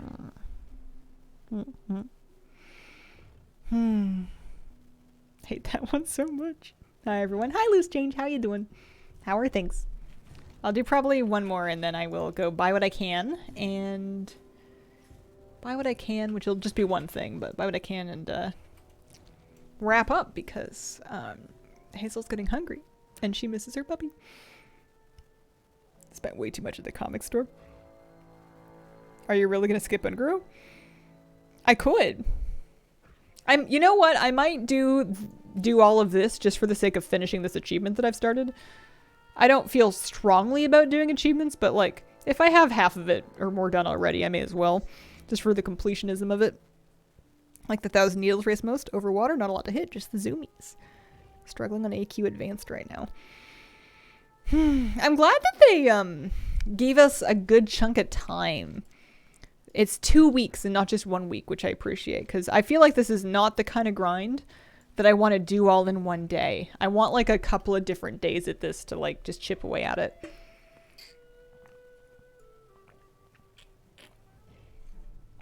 Especially if we're going to try and get any of the Drake Watcher manuscripts. But I will be happy if I just get the silks. This grind is the Kalimdor Cup. We are flying around to different dragon races across Kalimdor, doing them for a type of currency, Riders of Azeroth badges, and saving those up to buy pieces of the Drake Watcher's silk. Pardon me, Drake Racer's silk transmog set. I almost nailed it. Will you be dyeing your hair pink again? Probably not like right away though. I'm busy. I'm busy. And I don't know if I want my puppy to smell something that is very toxic and very nice smelling in the near future. Maybe we give him a few more weeks before we start breaking out hair dye. Not that he would have to be in the room with me, but you know what I mean. Maybe that's silly. I kind of like the brown for now. I feel earthy. Then half of Gold Completionist today. Do some in first person. I've heard that helps some people. It's possible it might help me. I'm a little concerned that it might give me the motion sickness. First person tends to be very, especially on things that are zoomy like that, that tends to be a bit of a trigger for my motion sickness. But maybe. Hope he doesn't decide to chew the vintage shirts. There's one or two of them that are maybe a little more worn than they used to be. But he's getting much better at not tugging on clothes, which is pretty remarkable given how young he still is and how we haven't had that long with him, but he's learning pretty fast. My jeans have a big old hole in them though too. My pants got the worst of it. My pants and my legs got the worst of it on the first couple of days when we were working on that. My green sweatpants have a big old hole in them, which I think looks kind of cool. And then my my cheap summer jeans, which thankfully they're cheap. I have not worn any more expensive clothes around him because that's just asking for it. They have a lovely piece of distressing. And I was kind of like, you know what? I like ripped jeans. These are going to look really cool, but ripped jeans tend to be kind of like sanded down, you know, that gives them kind of like that ripped patch look. What I have on my jeans is just a big old puncture. It's just, you can see exactly a dog tooth shaped hole where the dog tooth went through him. I have messed up. Dog tooth shaped hole where the dog tooth went through him. It's just a hole. It's not a rip, it's a hole. I still wear them. There's only so many clothes And you may as well wear them out, especially when there's every chance that they get ripped a little bit more. I gotta do some more. Oh no, I did my laundry. It's ready. I just gotta fold it this afternoon. That's right. Your clothes get dirty a lot faster when you have a puppy. Oh dear. Oh man. I'm losing it. I'm losing it. I'll give it one more try, but if not, then I might just be too hungry to race.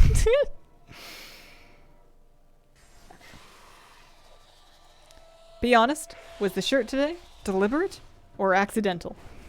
A little bit of both. I looked at my available shirts and I was like, A, I feel cute in this shirt and I want to wear a cute shirt for my first day back. B, it has a moose on it, just like Mr. Moosey.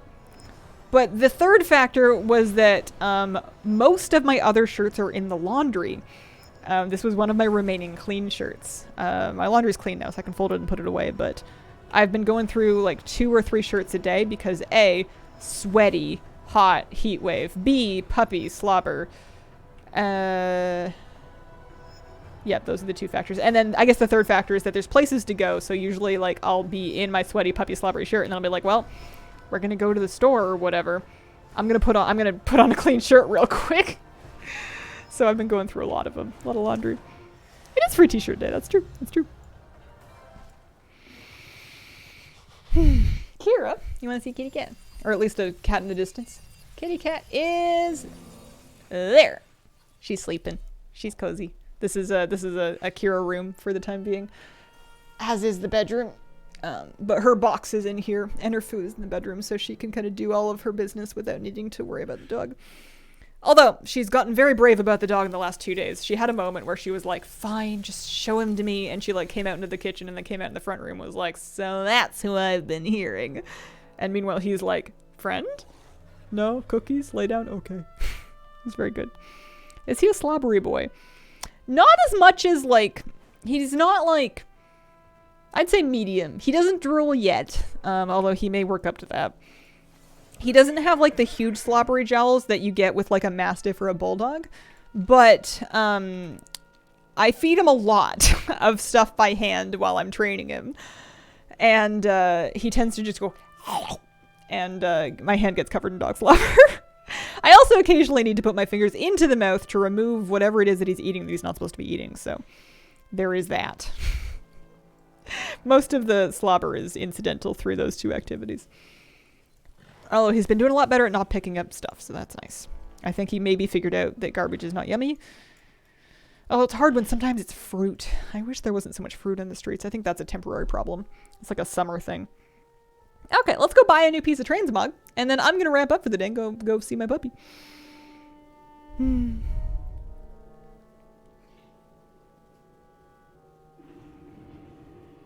Are you in war mode? I didn't think so.